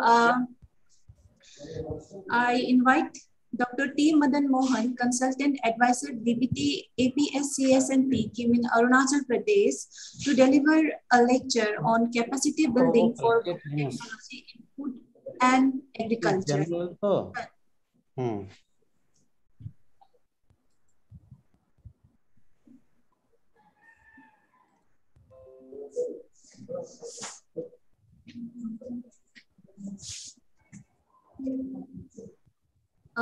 Dr. Mohan. Yeah. You can start. Am I audible? Yes, sir. Your screen is also visible. You can go. Okay, good. So the voice is okay? Yes, sir. The louder is okay? Yes, sir. Yes, sir. Yeah. It's okay, sir. Oh, very nice. In fact, I'm so happy to be part of the Vigyan Utsav, which is being celebrated by the Department of Science and Technology, Government of India, and the AP Arunachal Pradesh State Council for Science and Technology, which is quite important occasion, because the skill development is quite impressive, very needful, and if we have that kind of a capacity, our situation, our environment will automatically grow up. So at the outset, I would thank Sri Mungyok, the director cum member secretary of APSCSNT, for inviting me to be part of this great occasion, as well as to talk on the capacity building for biotechnology in food and agriculture. The best practices. At present, I'm as part of Center of Excellence of DBT and APSCNT Center, which is located at Kimin, which is say about 70 kilometers away from the Itanagar. Although it was a small town, but over the years, I'm seeing last few years, 3-4 years, I'm seeing a lot of growth in this place in Kimin. Maybe I feel there are several major organizations are located here, which is like ITBP, GRIEF, and now the Center of Excellence also growing quite fast. which is in fact located in the very important place, having a lot of bioresources surrounded by the place. So the DBT and the APSNT has in fact correctly identified the place to have this center. And I'm going to little bit touch on what are the major human resource developmental activities which are taking place in this place. So before moving on to that, I would like to touch upon the National Biotechnology Development Strategy, which is have been evolved and being implemented by the Department of Biotechnology, DBT, Government of India, which is concerned with the Ministry of Science and Technology, the same ministry like DST, for the period 2021 to 2025, with the theme of a knowledge and innovation-driven bioeconomy. The major goals of these strategies are like to build and strengthen a strong education, research, and translational ecosystem across the country, to make India as a global player for the development and deployment of new and emerging technologies, to build and nurture a vibrant startups, entrepreneurial and industrial base in the country, connecting the academia and industry, to position India as a strong biomanufacturing hub for innovative, affordable, and accessible products for the society and also for global markets. So, as also Dr. Das has elaborately pinpointed our strength and the need of ours. So we have a large reservoir of scientific human resources, including technologists, scientists, engineers, and so on and so forth. Large number of institutions, universities, national R&D laboratories, centers of excellence in biosciences, biotechnology parks around the country, incubators in many places, a presence of well-defined and vibrant drug and pharmaceutical industry, which is very, very important, rich biodiversity, both the human as well as the natural resources, both animals and the plants. So fast developing clinical capabilities with the country become a popular destination for clinical trial and contract research strength. So where we need to focus, building strong research academia partnership, enhancing venture capital for high-risk science, venture capital, some places happening. Even in biotechnology, it has to grow more, because if we have, for example, you have institution, you have industry, you have the venture capital. So the system, what happens, it drives to lead the product, whatever you are aiming. So some path is clear, and that makes the quick delivery of what you are aiming for it. Strengthening the link between research and commercialization, ensuring educational curriculum needs to be aligned to prepare students as per industry demands. So these are the key strategies: building capacities, skilled workforce, along with your infrastructure, building a self-reliant India, that is our theme of our Atmanirbhar Bharat, through biotech intervention, affordable and accessible products and technologies, leveraging the strength of strategic partners, national and international collaborations, taking science to society, which is very important, empowering the rural sector. Whatever you do in the laboratory, it has to reach to the society. So building capacity, building a skilled workforce to cater to the needs of the biotech industry, and enhance employability, because that's very important. I'm going to touch upon some points, how we have to nurture the people at the middle level. Ensure quality of human resource across UG and postdoctoral is at par with the global best. And also please note this, create human resource in strategic areas such as data science, synthetic biology, cell and regenerative medicines, gene editing, artificial intelligence, computation and structural biology, quantum biology, among others, and which is future ready to adopt emerging technologies. Build future leaders in the field through postdoctoral programs that include industry exposure and partnerships. Promote shared infrastructure by creating centers which act as a nucleus to connect universities, institutions, and colleges. So these are the major targets for this 5 years, 21 to 25. So $150 billion biotech industries, $100 billion biomanufacturing global hub, 120 bioincubators, 10 technology clusters, 10 biotech parks and manufacturing hubs. These are all over and above what we have already. And 100 postgraduate courses, 100 rural bioresource technology clusters, 115 Kisan hub in aspirational district, and skill Vigyan centers in all states. So coming to what I spoke about the strategy for the next 5 years in biotechnology. Now I come to the specific to the COE, Centers of Excellence, as I said, which is located in Kimin, has been established by DBT and the APSNT, which is crucial. Even Dr. Das has mentioned that there is no that kind of reservoirs, but this center, which is equivalent to an institute, is growing very fast. And I'm sure this is going to take several resource creation, utilization, and technology developments. So there are 4 major aspects which are like orchid research. Orchid planetarium is being built.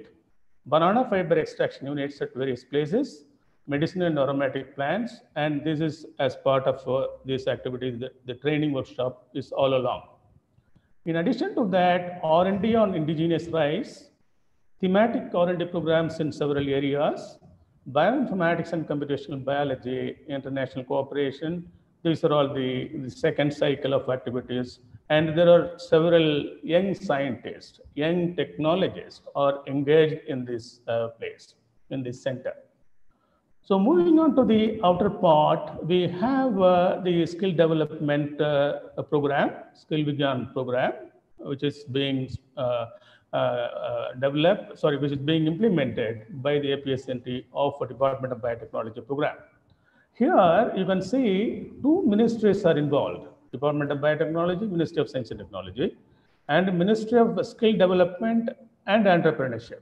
These 2 major ministries are involved, and the skill development councils, they collaborate for this program, which are like life science skill development councils, agricultural skill development council, and food industry skill development councils. So they will be associated for training of trainers, and there are certification process all along they will be supporting.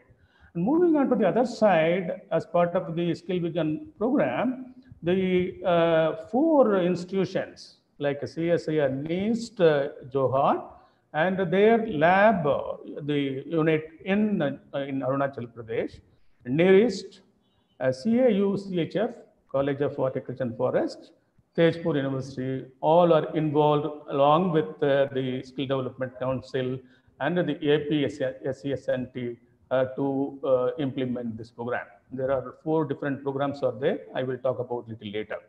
So there is another major program is supported by the DSG on Rural Technology Demonstration Center. This also provides a lot of support for the youngsters as well as farmers. So I will touch upon a little bit more on these aspects.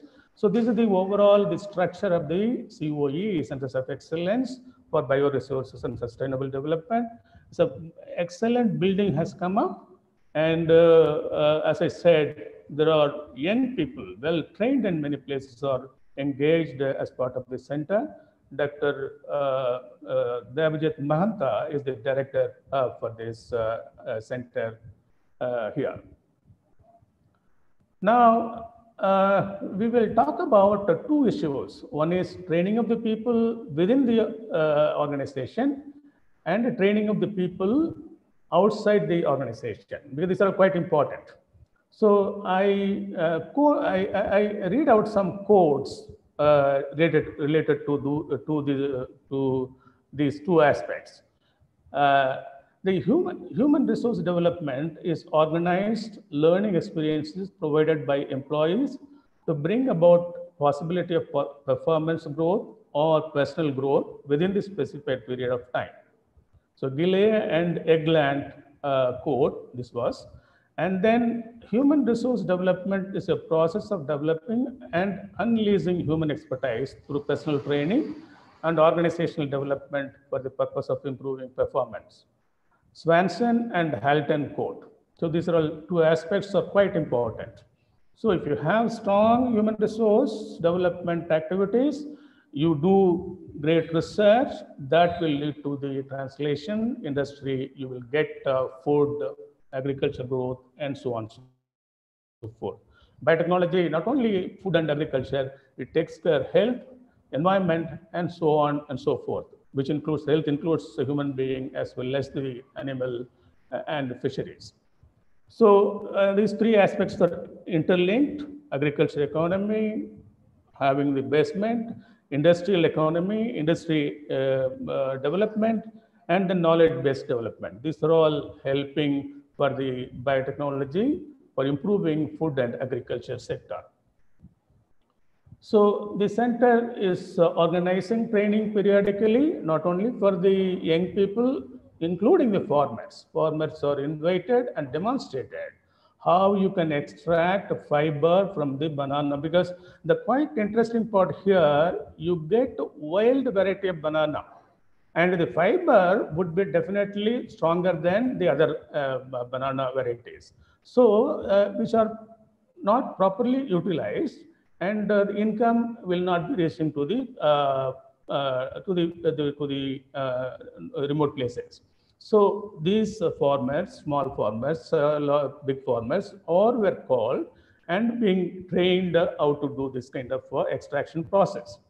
And as Sri Mungyak, the director cum member secretary, has pinpointed, in the short duration, it has developed a lot of collaboration with many institutions, not only Northeastern institutions, many institutions outside the Northeastern institutions, as well as international cooperation with Japan.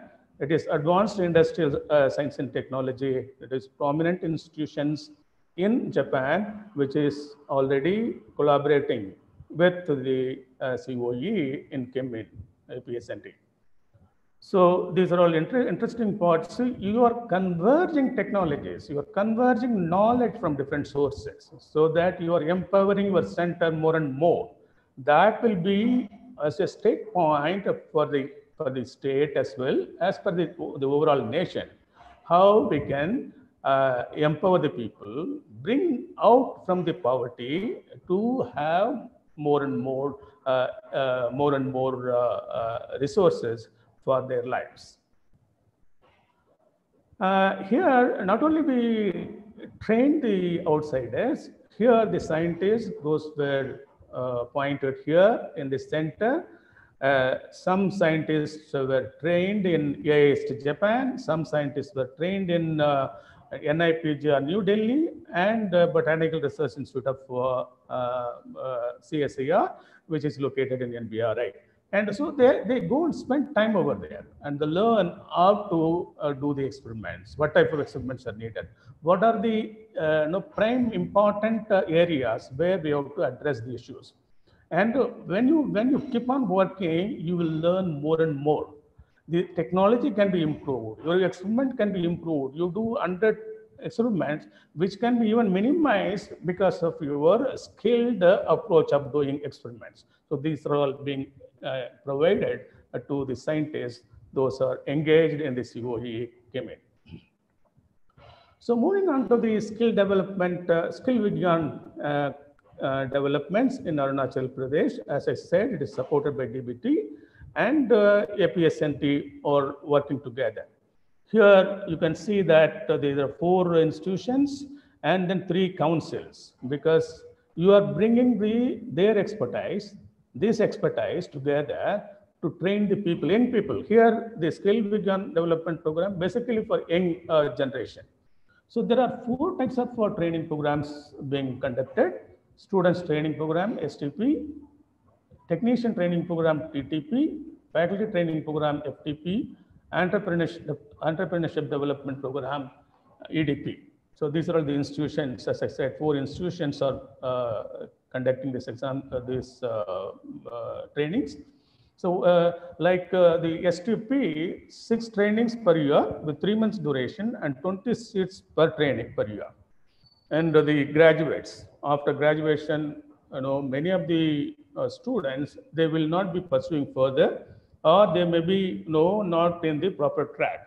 So catch hold them and train them so that they will be empowered for job opportunities, and also they start their own job, their own business, incubators, entrepreneurship, and so on and so forth.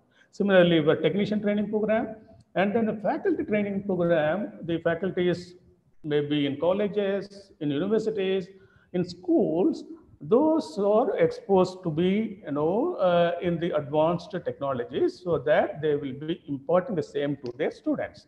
And that is why this program is being conducted, the faculty training program, and then entrepreneurship, because now a lot of support available for the people, those are need of starting a small business, small incubators.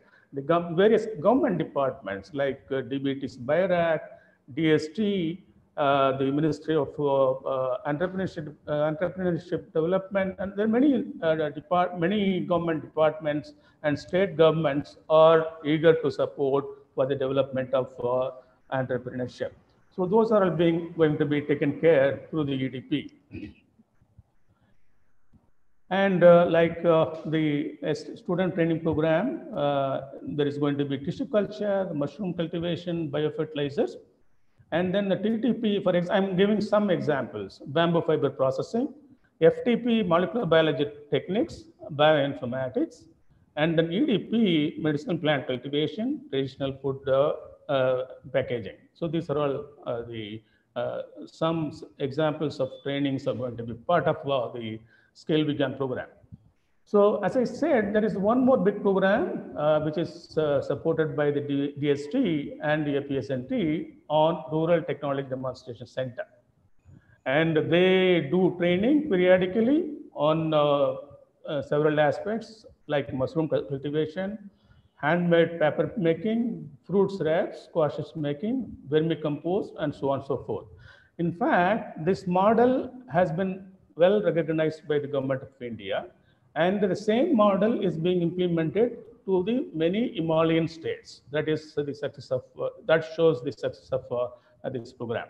So, like technology development and the project management, this are all in fact will be available as part of the website under the agriculture biotechnology, agriculture technology, technological empowerment of a local populace, skill development, transfer, adoption, and replication of rural technologies, food technology, marketing strategy, and renewable energy technology, knowledge networking and sharing. These are all the aspects are being taken care as part of the Rural Technology Demonstration Center. So for more details, you may get in touch with Sri C.D. Mungia, Director, familiar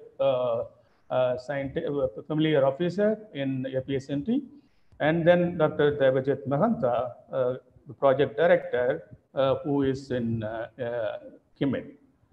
So with this, I once again thank all of you for listening, as well as I also learn more from other speakers.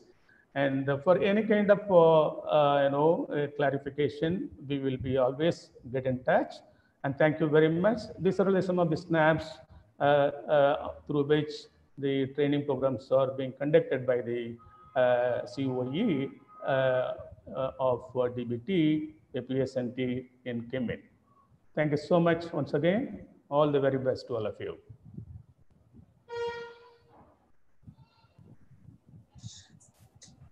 Thank you, Dr. Mohan, sir, for a very informative presentation. So, Professor DN Das, Professor Das, can you hear me? Hello, Das sir. Yes. Am I audible? Sir, yes, sir. Can you see your screen now? Yes, yes.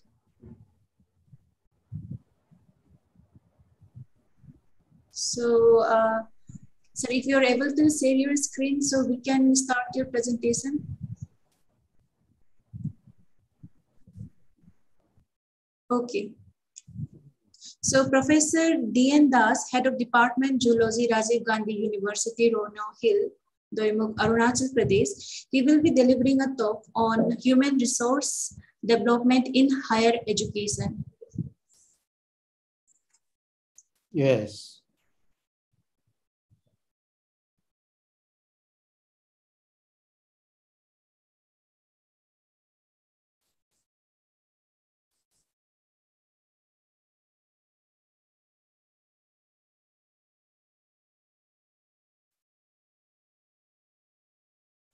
एक minute हाँ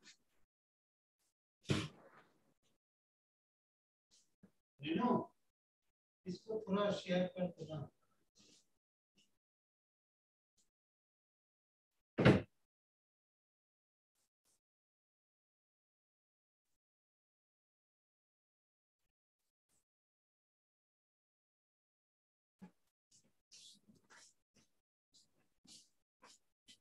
share नहीं हो रहा है zoom में desktop में था अरे उसको बुलाओ ना लड़का को वो जो अरे वो टीचर को गोगोई को हेलो ऑडिबल यस सर अरे बार क्यों फंस जा रहा है ये एक मिनट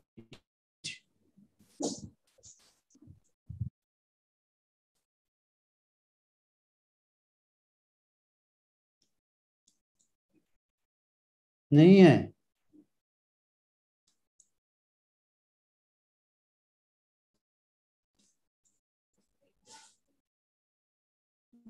अरे ये तो अलग चीज रहा है If any difficulty, Dr. Das, you can speak also. Your voice is very much audible. Double click on your desktop. It's written presentation, human resource development on the right side. On the right side, it's a written presentation, human resource development. Share.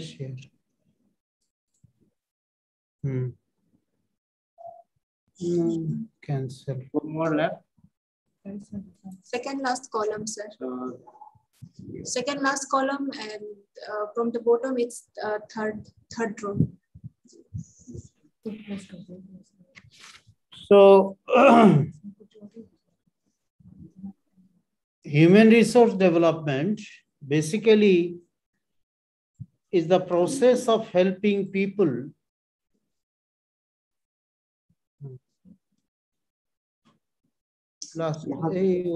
this one. Yes.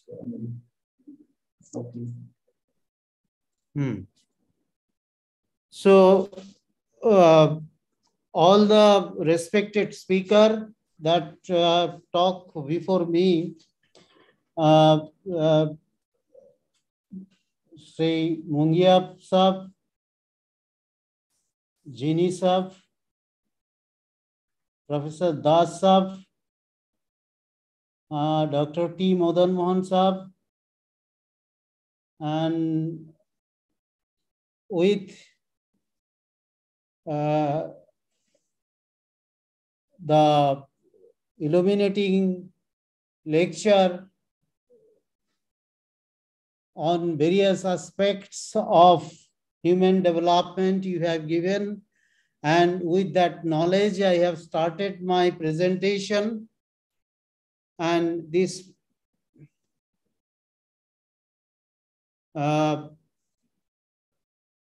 on the topic of human resource development in Indian higher education system. In that, I first want to focus that Ministry of Education versus Ministry of Human Resource Development. The concept in India is not a new, it was very old concept. Even when started in the year of 1947, during the time of independence, that time that concept was there, but materialization was not so possible because of the long pressure of the colonialism faced by the Indian British colonialism. But it was understood that the citizens of the country are valuable resources which needs the nurture and care in imparting skill for their better quality of life. And it was also understood that time that education plays significant and remedial role in balancing the socio-economic fabric of the country, though through following objectives, particularly the objectives on which this Ministry of Education was established in 1947. Formulating new education policy was one of the important objectives, and its implementation in the system, planning development strategies for quality improvement of educational institutes, paying special attention to disadvantaged groups of the country, providing financial support to deserving learners of the country, and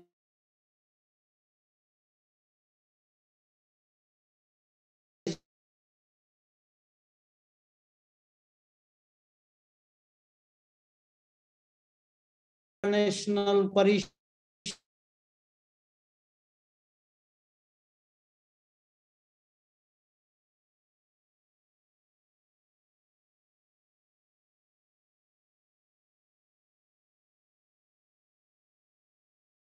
'47, again 26 September 1986, during the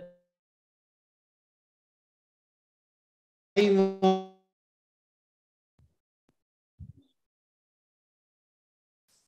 Hello, Das sir. Hello, Das sir. We're not able to hear you properly, sir. Maybe there is network issue from your end. And there is, Yes, sir, if you can switch off the PPT, I think there is bandwidth issue, so we are unable to hear your voice properly.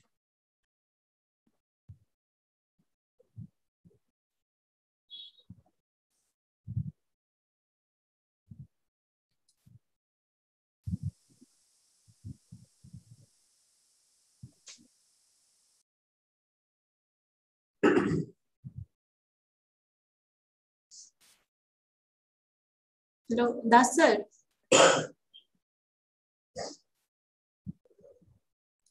Yes, sir, you can continue with your speech without the video, since I think there is bandwidth issue.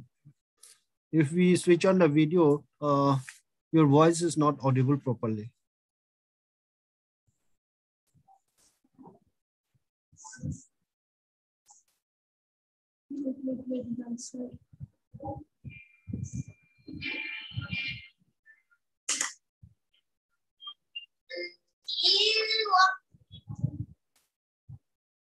Das sir. Das sir is. Hello, Das sir. You are muted. Please unmute your microphone.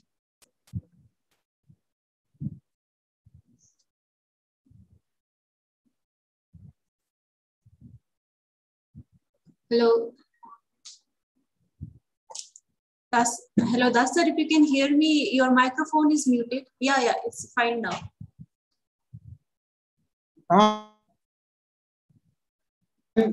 I'm listening you.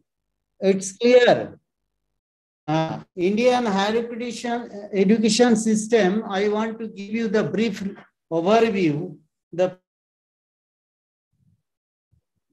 are 1,000 universities, 40,000 colleges, and largest higher education system having third in rank in terms of size and diversity, poor in visibility at international level, and there are more than 21 regulatory bodies for Indian higher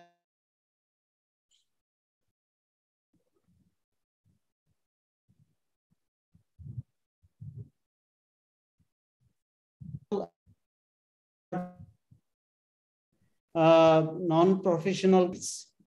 So India's own educational tradition was 1000 BC old and was Vedic education system followed by Buddhist system later. However, the systems are totally replaced with colonial legacy and British initiated with university system as the general tool of higher education in India during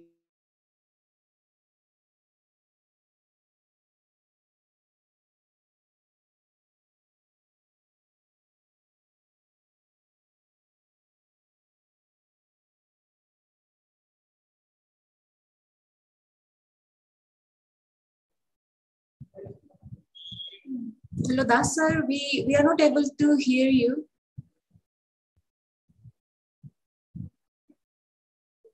Yeah. 35, the total 2,809.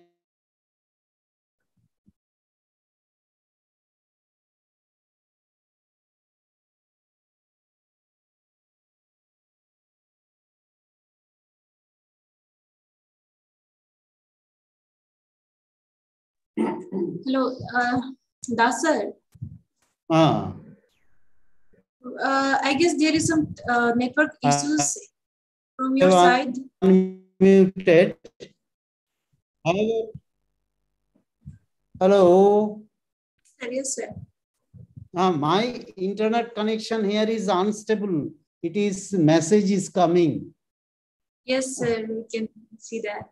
Anyway, sir, we can listen to you now. You can move forward with your oral presentation.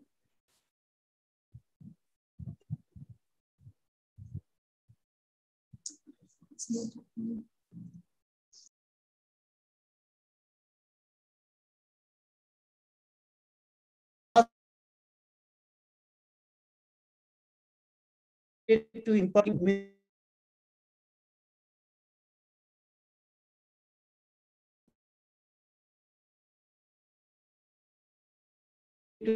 humanity language educational physical education in the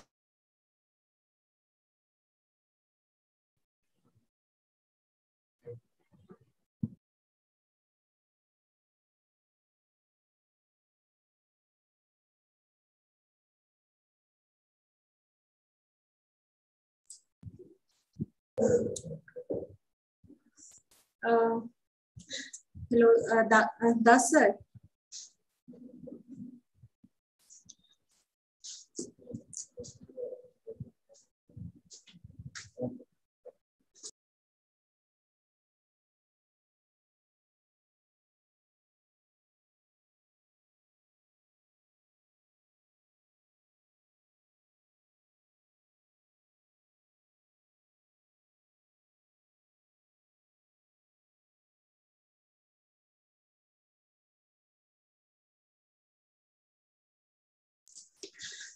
Hello, Das sir.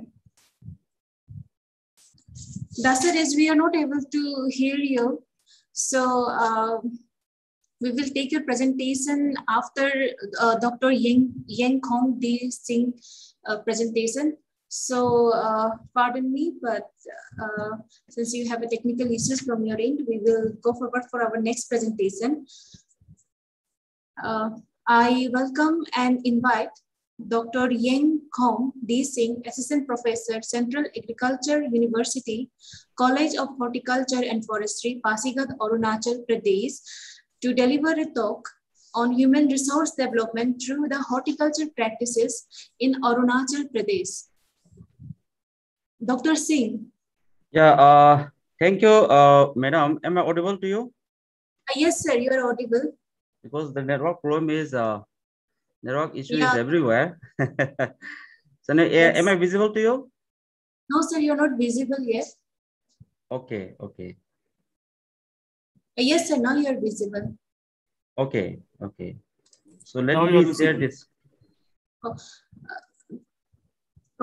Sir, Professor Das, we will get back to you after Dr. Yang Khom's sir presentation.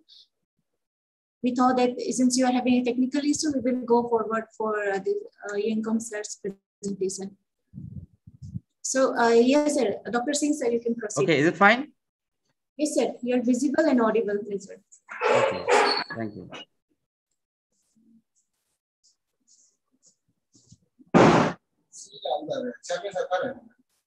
Okay, so my slides are coming. Sir, slide is not visible yet. Oh, yes, sir. Yes, sir. It is now visible. I'm maximizing the screen. Just hold a minute.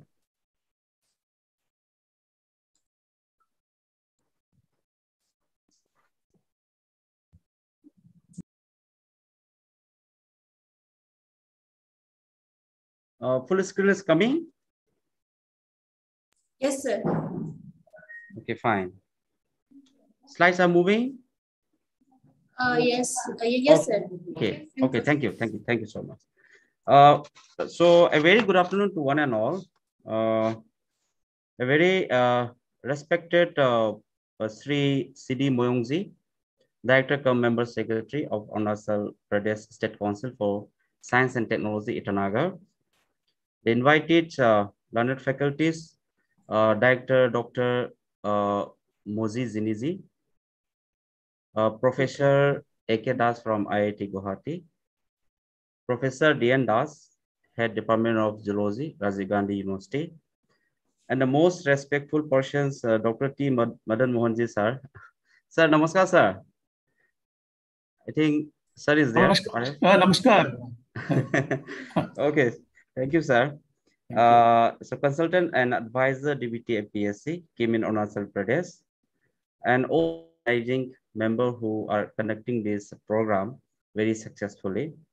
So a very good afternoon to one and all. First of all, I'm very much thankful to the organizing team of APSC CST, Department of Science and Technology, for giving me opportunity to say a few things about the human resource development that is being carried out in the Central Agriculture University, College of Horticulture and Forestry, Pasighat.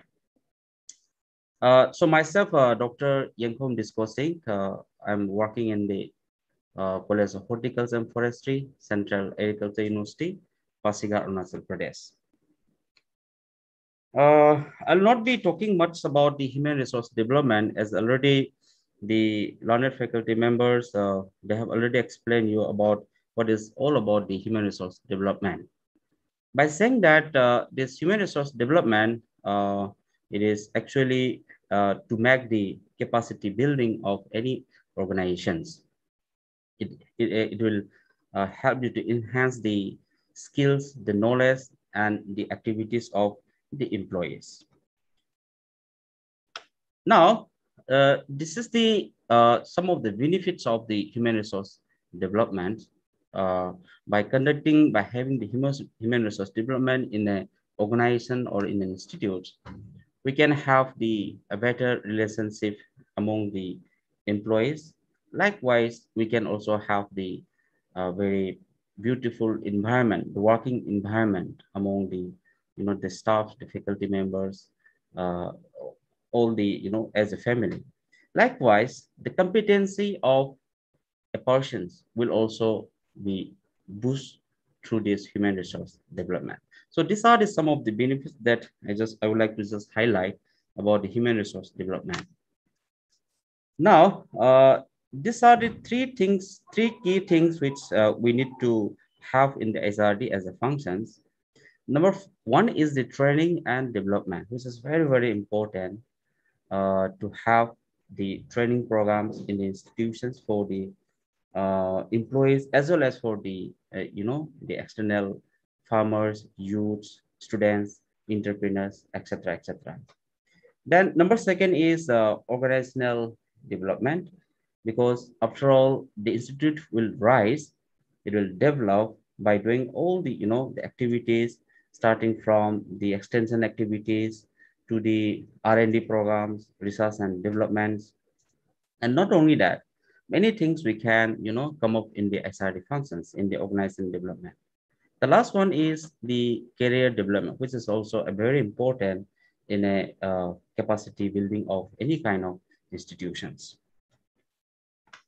I'll be highlighting what our Central Agriculture University is actually doing. So this is the Central Agriculture University, which is based on the Imphal. We have the 13 campuses across the Northeast India. And College of Horticulture and Forestry is one of the campus located at the Pasighat, Arunachal Pradesh.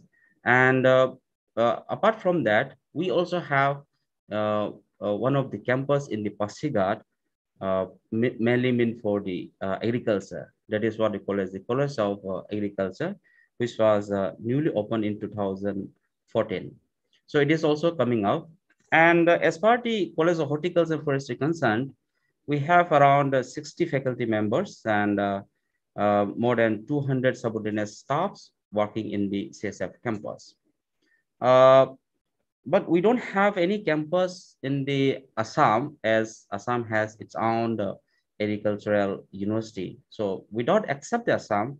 We are in all the, the 7 states of the Northeast India. So this is the College of Horticulture and Forestry, which is one of the umbrella under the Central Agriculture University, Imphal. Under this College of Horticulture and Forestry, we also have different units like Krishi Vigyan Kendra, which is one of the this KVK, which is East Siang district. In the East Siang district, it is one of the best KVK in the Arunachal Pradesh. I would mention it. We also have, as I said, College of Agriculture. Apart from that, we also have one unit, which we call it as the MTTC and BTC. It is a multi-testing technology center and vocational training center. At present, it is in the CSF CU Pasighat only, but later on, this will be shifted to the Nafra towards the Bomdila side. So the KVK and the MTTC, BTC, they will be more focusing on the translation of the technologies which are developed by the CAU, CSF, Pasighat. So the College of Horticulture and Forestry, we have different departments under this, the horticultural stream and the forestry stream. The horticultural stream mainly comprises the Department of Vegetable Science, Fruit Science, Post-Harvest Management. That is one of my parent department, and floriculture, medicinal and aromatic plants. Likewise, we also have the basic science and humanities. And in the stream of the Department for Forestry and Stream, we have the forest product utilizations, Department of Silviculture and Agroforestry, Department of Tree Improvement, etc. Now, this is a little bit sum up about our university. We have UG and PG and PhD students. We also have the international students, usually coming from some of the South Africa and like that. This is the little status about the fellowship program of our institute, where most of the students are getting the fellowship either through the ICR NTSC or National Talent Scholarships, or the university merit scholarship. So we can say all the students are getting the fellowship while pursuing their degree program in our institute. The college also has the basic computer lab facilities with the broadband BSNL Wi-Fi. We also have the smart classroom with all the smart board, camera, and everything. Now, these are the some basic things that I would like to mention about our university. What our university is all about.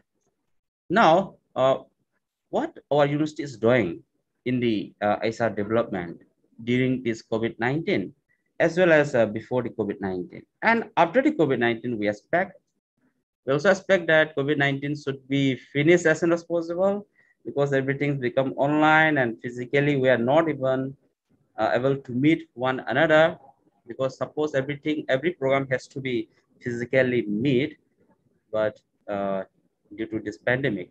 Anyway, after the pandemic also, we'll be working the same thing that we used to work. So what does we do for the SR development during this COVID-19 and before the COVID-19 also? So during this COVID-19, everything becomes online, as you know, all the students, the exams and everything. So what sort of things we do is we go for the lecture video recording, and we try to upload in the YouTube.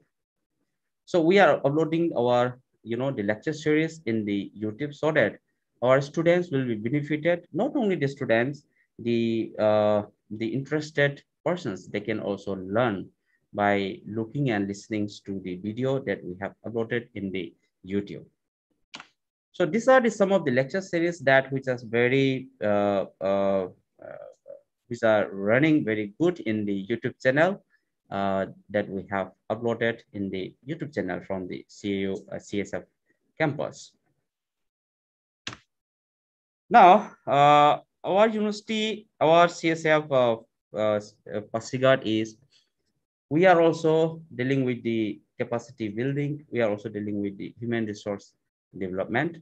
One such program was the One Day Awareness Come Skilling and Empowerment Program of the Women Self-Help Group at Mokpok Village. Mokpok Village is one of the very beautiful villages, which may be around, I think, within 20 to 30 kilometers away from the Pasighat. So we have visited to the village, we interact with the villagers, what is their problems related to the horticultural food products. So this program was mainly done on the food processing, because my department is actually working on that area only. So we have trained the villagers, the self-help groups on the food processing, like the pickles preparations, the beverages, like the RTAs, okay, the squash preparations. So all these things we have trained to the self-help group.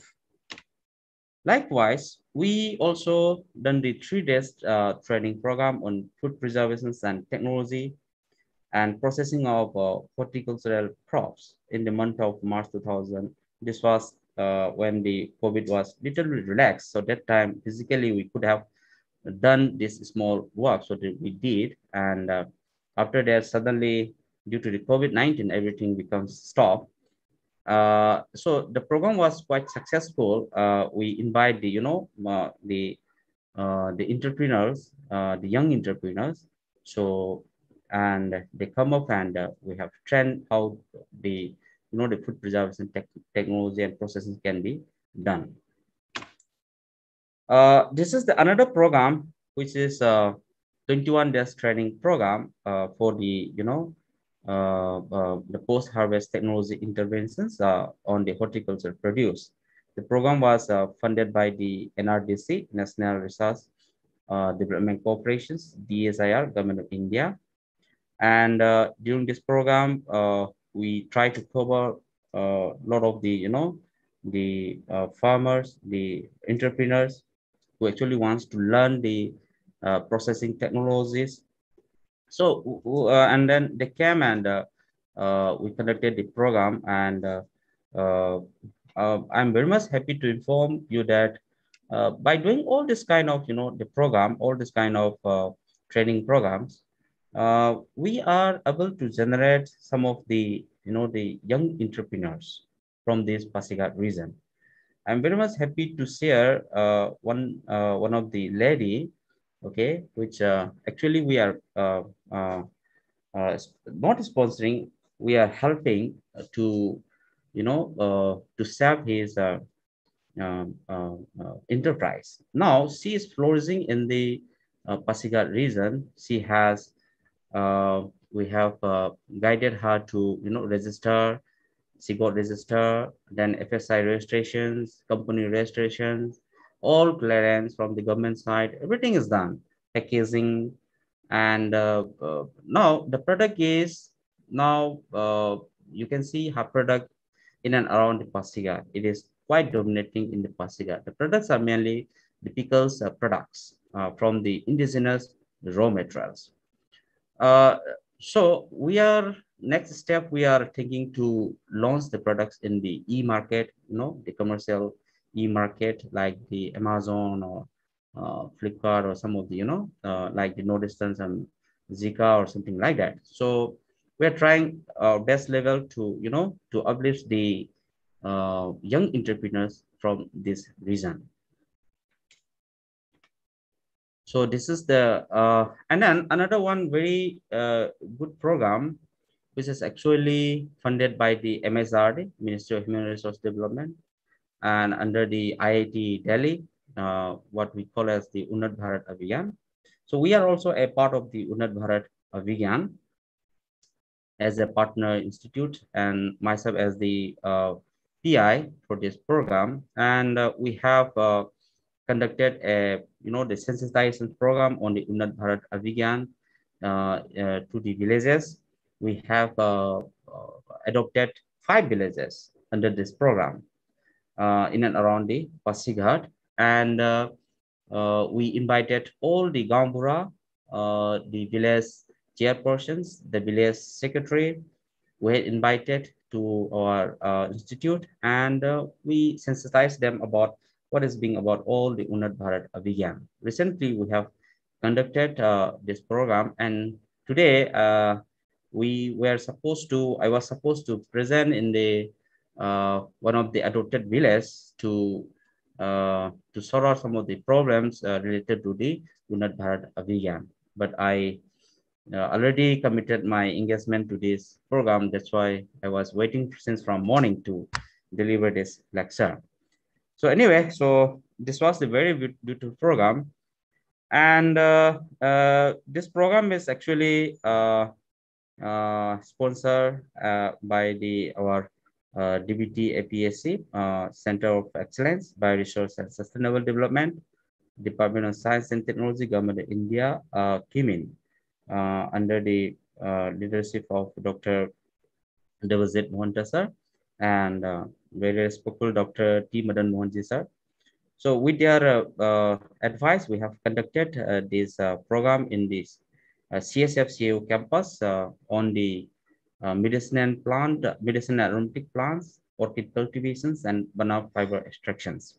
So it was a very beautiful program. All the scientists from the DBT APSC KIMIN, they came down to here, and we have a very good interaction. And the next time, again, we'll be inviting all the members, all the scientists from the SAM, and Dr. T. Madan Mohanji sir, and Dr. C.D. Muyog also sir. So we'll be inviting all these members. Apart from that, we also conduct the Faculty Development Program, FDP, for the 2 weeks program. It was the 14 days program. The program was funded by the DST, Government of India, and we have organized this program. All the faculty members were, involved in the faculty development program, and not only our faculty members, the faculty members across from the India were invited, and many faculty members, they have also they were participated in the program. Apart from that, we also had the Women Entrepreneurship Development Program under the SAM, funded by the Department of Science and Technology, Government of India. So especially we focus to the women entrepreneur during this program through the online mode. And this program was 28 days program, 4 weeks program, which was conducted here in CSFCU Pasigat. And likewise, we also have the human resource development to, have a better relationship with our campuses, what we call as the cross-campus teaching. So we usually, as I said, we have the 13 campuses in Northeastern state. So we also have the cross-campus teachings to some other, like we have the campus at Sikkim, we have the campus at Shillong, we have the campus at Mizoram, we have the campus at Tripura. So like that, we are actually having the cross-campus teaching among the teachers. So these are some of the trusts and the area where our university is focusing. Of my CSF is focusing to do some kind of to solve some kind of problems related to this region. One among them is Khasi Mandarin, which is very important crops in the Arunachal Pradesh. So likewise, we also have some of the applied research we have identified, and we are working on this. Likewise, we also have the strategic research, and we also have the fundamental research things. And one among them is Assam lemon, which is very popular and which can be easily grown in the Arunachal Pradesh. We also have the Assam lemon farm in our CSF campus. We also have lychee farm.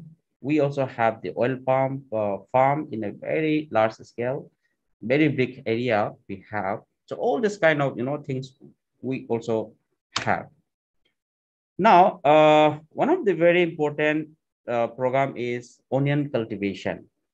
As we know, the onions are usually imported from the some of the states.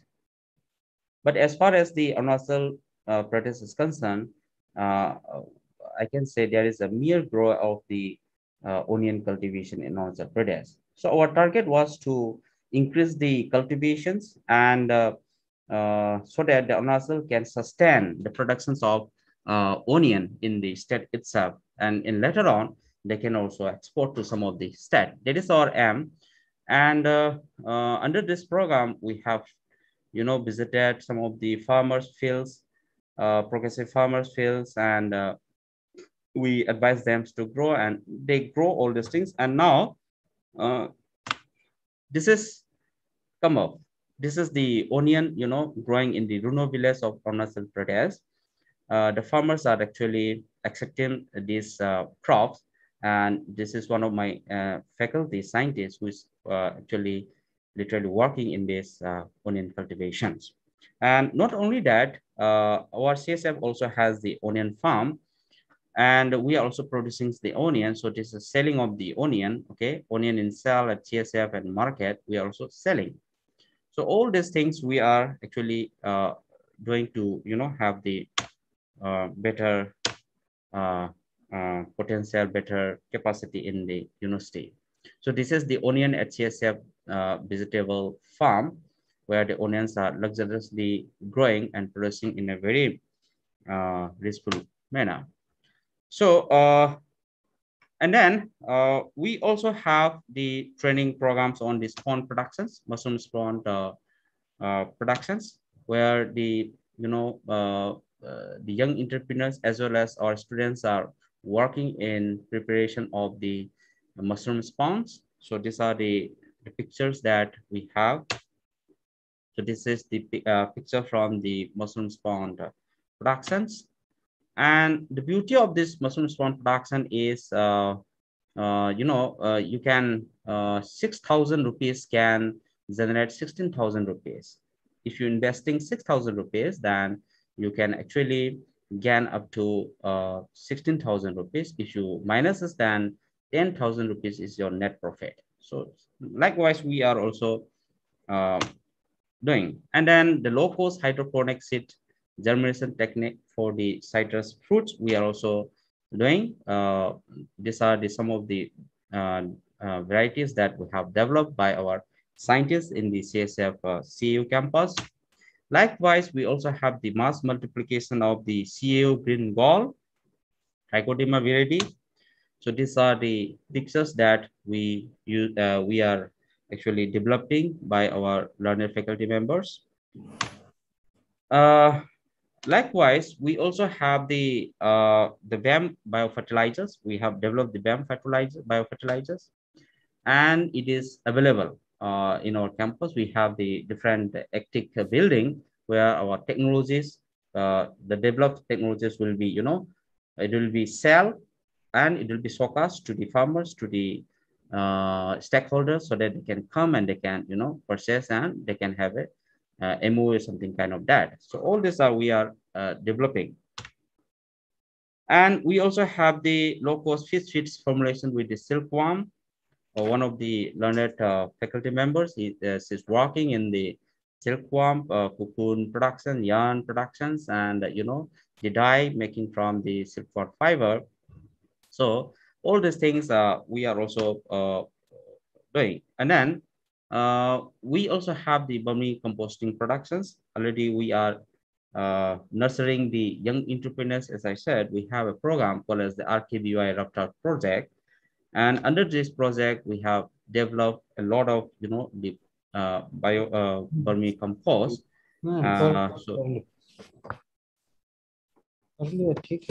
Yeah, anything? Green pencil, red pencil. Is it okay? Hello? Hello? Yes, sir, you are audible, sir. Okay. Yes, sir. Okay. Thank you. I know some disturbances coming, so this. Anyway, thank you. So, so these are the things that we are being carried out in the CSF and CAU campus. And one very important aspect is, as Dr. Ekedas was saying, about the rainwater harvesting technology. We have a very, around 83 hectares campus in our CSF. And it is just near the riverbank of the Siang River. And we also had shortage of the water at that point of time, when the campus was started in 2001. Now we have the surplus amount of water inside the campus, I would say, because due to the technology that we have adopted for the rain water harvesting technology. It's a very simple technology we have designed, and we have dig out the, the size of that pond that needs to be, and then we just have a leveling on the beneath, and then we unfold the, silk film, which is one of the very important, film, and it can cover. This is the unfolding of the silk film, and this is the how it looked like before the water was harvested. This is, and then this is after the harvesting of the water. Now, from this water, we are supplying all the crops, all the horticultural crops, okay, growing in the in our campus, okay. Like we have the oil palm, as I said, we have the lychee, we have the amla, we have the apple, okay, inside the campus. As a trial basis, we are conducting. And so likewise, all the vegetable farms, okay, seasonal vegetable farms, chili, okay, the okra, the bindi, okay, cabbage, all these things, water, actually they require the water. So we are supplying water from our rainwater harvesting, which is very, very low cost, okay. And not only that, this rainwater harvesting pond, it can also, it can also cultivate your fish. And we are also successful in bringing out the fish, cultivating, the fish in this pond, okay. So, but the size of the fish is a little bit smaller as compared to other fish pond, but still it is a successful one. So such kind of technology we are actually trying to do from our university. And the last one is we also have the resource management activities or resource management cell, RMC we have, where we try to generate the revenues by transferring the technologies with the local stakeholders. So, and then we generate the the revenue. So so all these things are the some of the products that we develop, okay, and generate the revenues for the university. So with these things, with these few words, I would like to conclude. And once again, I'm very much thankful to the all the organizing team, organizing members. Sorry if I could not remember your names, but I'm very much thankful to the APSC, Department of Science and Technology, for giving me this opportunity. So if you have any queries or any sessions, so I'll be happy to have it. Thank you so much. Thank you. Thank you, sir. Sir, I have one question for you. Sir, yeah, please. Apart from this Runi village, is there any other district in Arunachal Pradesh that you feel like it would be suitable for onion? Yes, yes. I have cited only the Runi village. It's not only Runi village.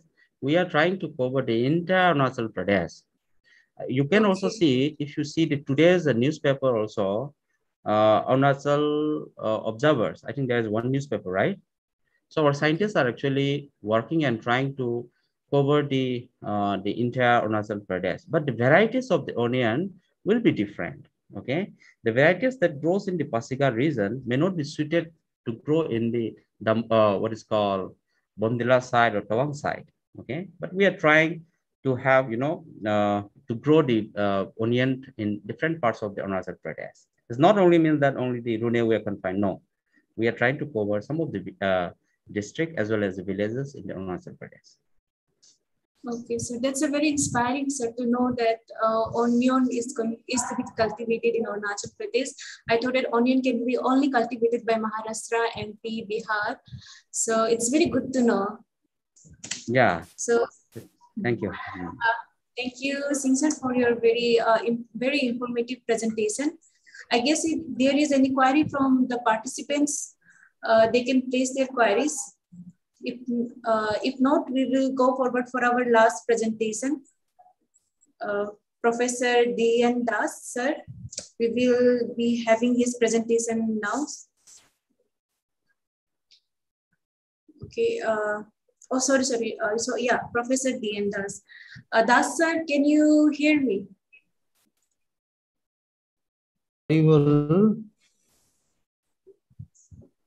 Yes. Yes, sir. I wish now we won't have any problem, but can't say network issues everywhere. That is the problem. Sir, if you say you can proceed with your presentation.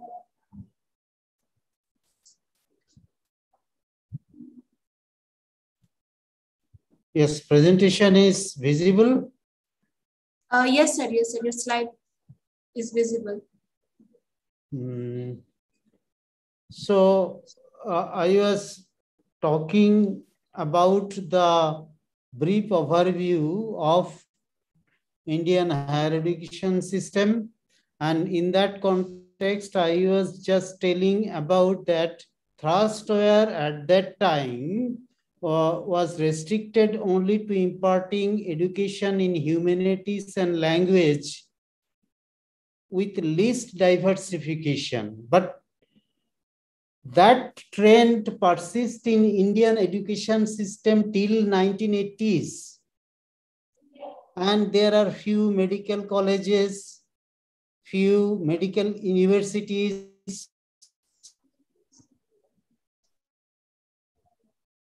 engineering universities. Some of generation was not so sufficient even till 1980. But after that,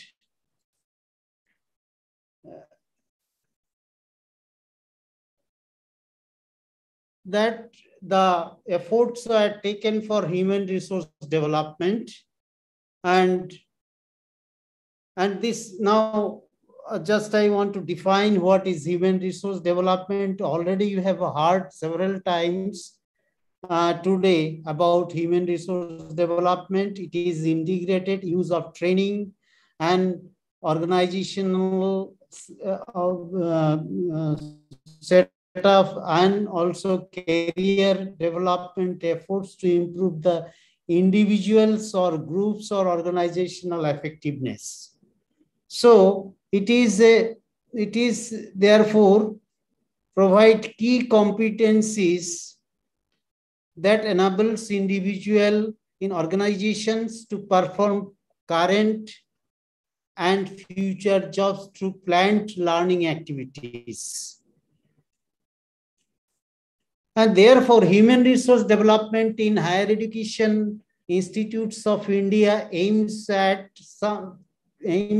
to develop the competence of human resources to create an environment of commitment and motivation among employees of the organization, to develop a conducive organizational culture to achieve its mission for existence, to create policies, procedures, and systems to train people for better performance that is based on trust, commitment, loyalty, and growth.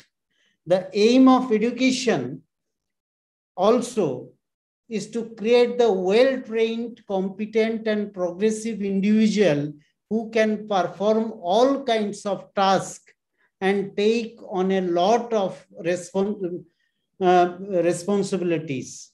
Higher education is the stage of education that introduces its students to discussions and debates that prevails in various disciplines and fields of knowledge. The objective of the university is not only to create and disseminate knowledge, but also to develop human resources that will accelerate the socio-economic development of the nation. This is possible only when the employees working in these universities are motivated and empowered.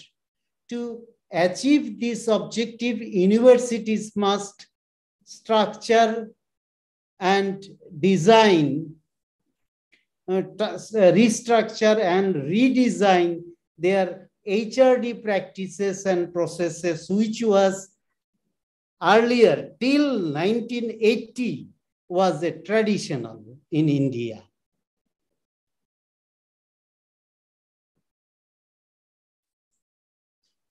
So requirement in higher education institutes for HRD to provide comprehensive platform for HRD in higher education institutes, to provide climate for employee to discover, develop and use their knowledge for higher education institutes, to retain, motivate the talented employee in higher education institutes, to facilitate systematic generation of knowledge and information in their surroundings.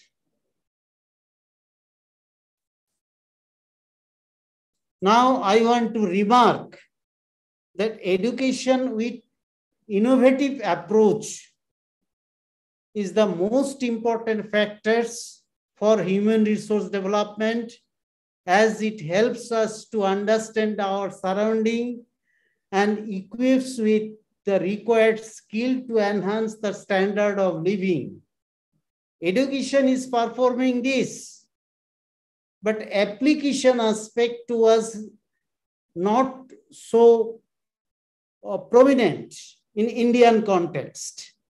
Our country, having largest educational setup, lacks educated and skilled manpower still to become Atmanirbhar. The mere presence of human being is not human resource for the country. It has to be made resource through relevant education, location-specific education, need-based skill development, and training with a market potential of employability, which was lacking. So now we are observing the trend in that direction, and some of the prominent institutes created by the government of India, like IIM, some of the IIT, NIT, as well as IZER, these are the institutes which are producing that type of, with a motto of that type of skilled creation of the skilled product for the world market of education, world market of human resource. So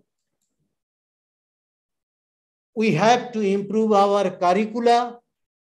We have to strengthen innovative research, involving our non-educational staffs even, because governance of the institutes, governance of the university is dependent on these non-educational staffs, largely starting from registrars onwards, those who are running the administration of the educational institutes. They should be motivated. They should be rewarded for their work.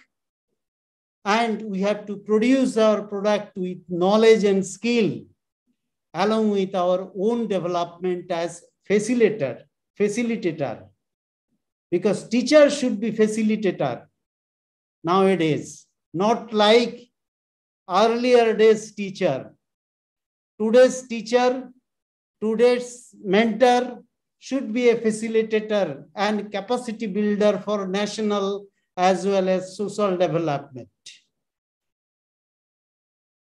Only then Atmanirbhar Bharat will be produced. Skilled manpower will create Unnat Bharat, and along with that, each and every step should be rewarded for their contribution, for their innovation, for their discovery,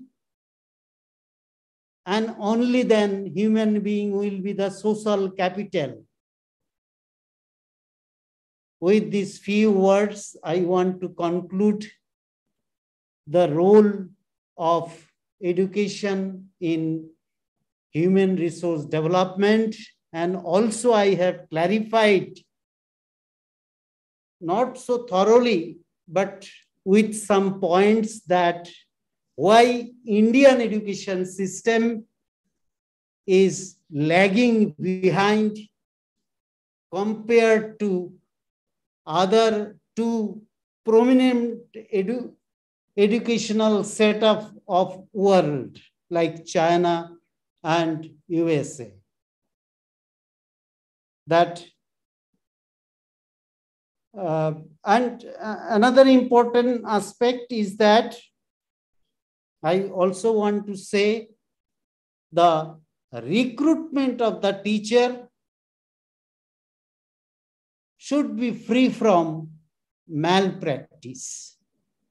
If proper recruitment is done, properly motivated teacher is taken into teaching profession, only then educational institute will perform as the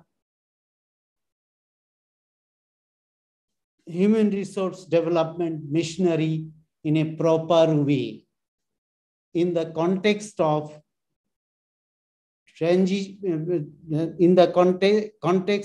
changing world of modern days. With heartfelt thanks to all of you for patient hearing of my very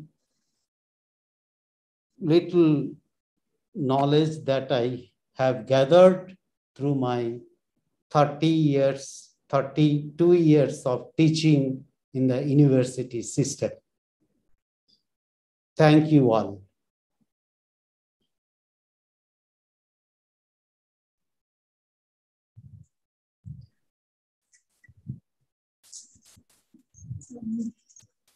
Thank you, Professor D.M. Das, for a wonderful presentation. Sir has rightly pointed out for like students who is like a future for tomorrow's bright India. The teacher who is going to be teaching the students, the recruitment of the teacher should be free flow from any malpractices and from any nepotism. That's very true, sir. So that the students from their school, they have a scientific temperament from a good teachers. Anyway, we have come to the end of the program. So I would like to invite Ms. Yumbi B. Yongam, Scientific Officer, APSCSNT, to propose a vote of thanks. Good afternoon. Am I audible? Yes, audible. Okay, thank you. Respected dignitaries, distinguished guests, and dear participants, I deem it a great honor to propose the vote of thanks on this occasion. As Gladys Bronwyn-Stern said, silent gratitude isn't much to anyone, so let me say my gratitude aloud. I, on behalf of Arunachal Pradesh State Council for Science and Technology, take this opportunity to thank Dr. Debapriya Datta, Scientist G, Head and Advisor, Seed Division, Department of Science and Technology, and Dr. Reshmi Sharma, Scientist F, Department of Science and Technology, Government of India, for their awesome leadership. I would also like to express my deep gratitude to all the eminent speakers of the day, Dr. Moji Jini, Director, Tomoriba Institute of Health and Medical Science, Arunachal Pradesh, Professor A.K. Das, IIT Guwahati, and also Director, NIT Manipur, Professor D.N. Das, Head of Department of Zoology, Rajiv Gandhi University, Itanagar, Dr. T. Madan Mohan, Advisor, Department of Biotechnology, Kimin, Arunachal Pradesh, and Dr. Yongkham D. Singh, Assistant Professor, Central Agriculture University, College of Horticulture and Forestry, Pasigat, Arunachal Pradesh, for sharing the informative and innovative ideas with us. I convey my hearty thanks to Sri C.D. Muniak Sir, Director cum Member Secretary, Arunachal Pradesh State Council for Science and Technology, for his unflattering support and confidence in us. My deep sense of thanks and appreciation goes to all the Science and Technology councils across the country and all the participants for their active participation. Finally, I would like to extend my thanks to all my colleagues for their outstanding synergy in organizing the webinar. Once again, thank you all for your precious presence. Thank you. Thank you, ma'am. With this, we will end the webinar here. I wish everyone a wonderful day ahead. Be safe. God bless you. Thank you. Now everyone can log out. Thank you, everyone, for joining the webinar.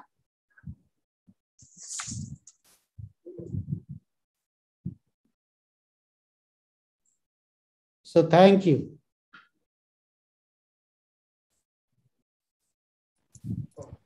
Thank you.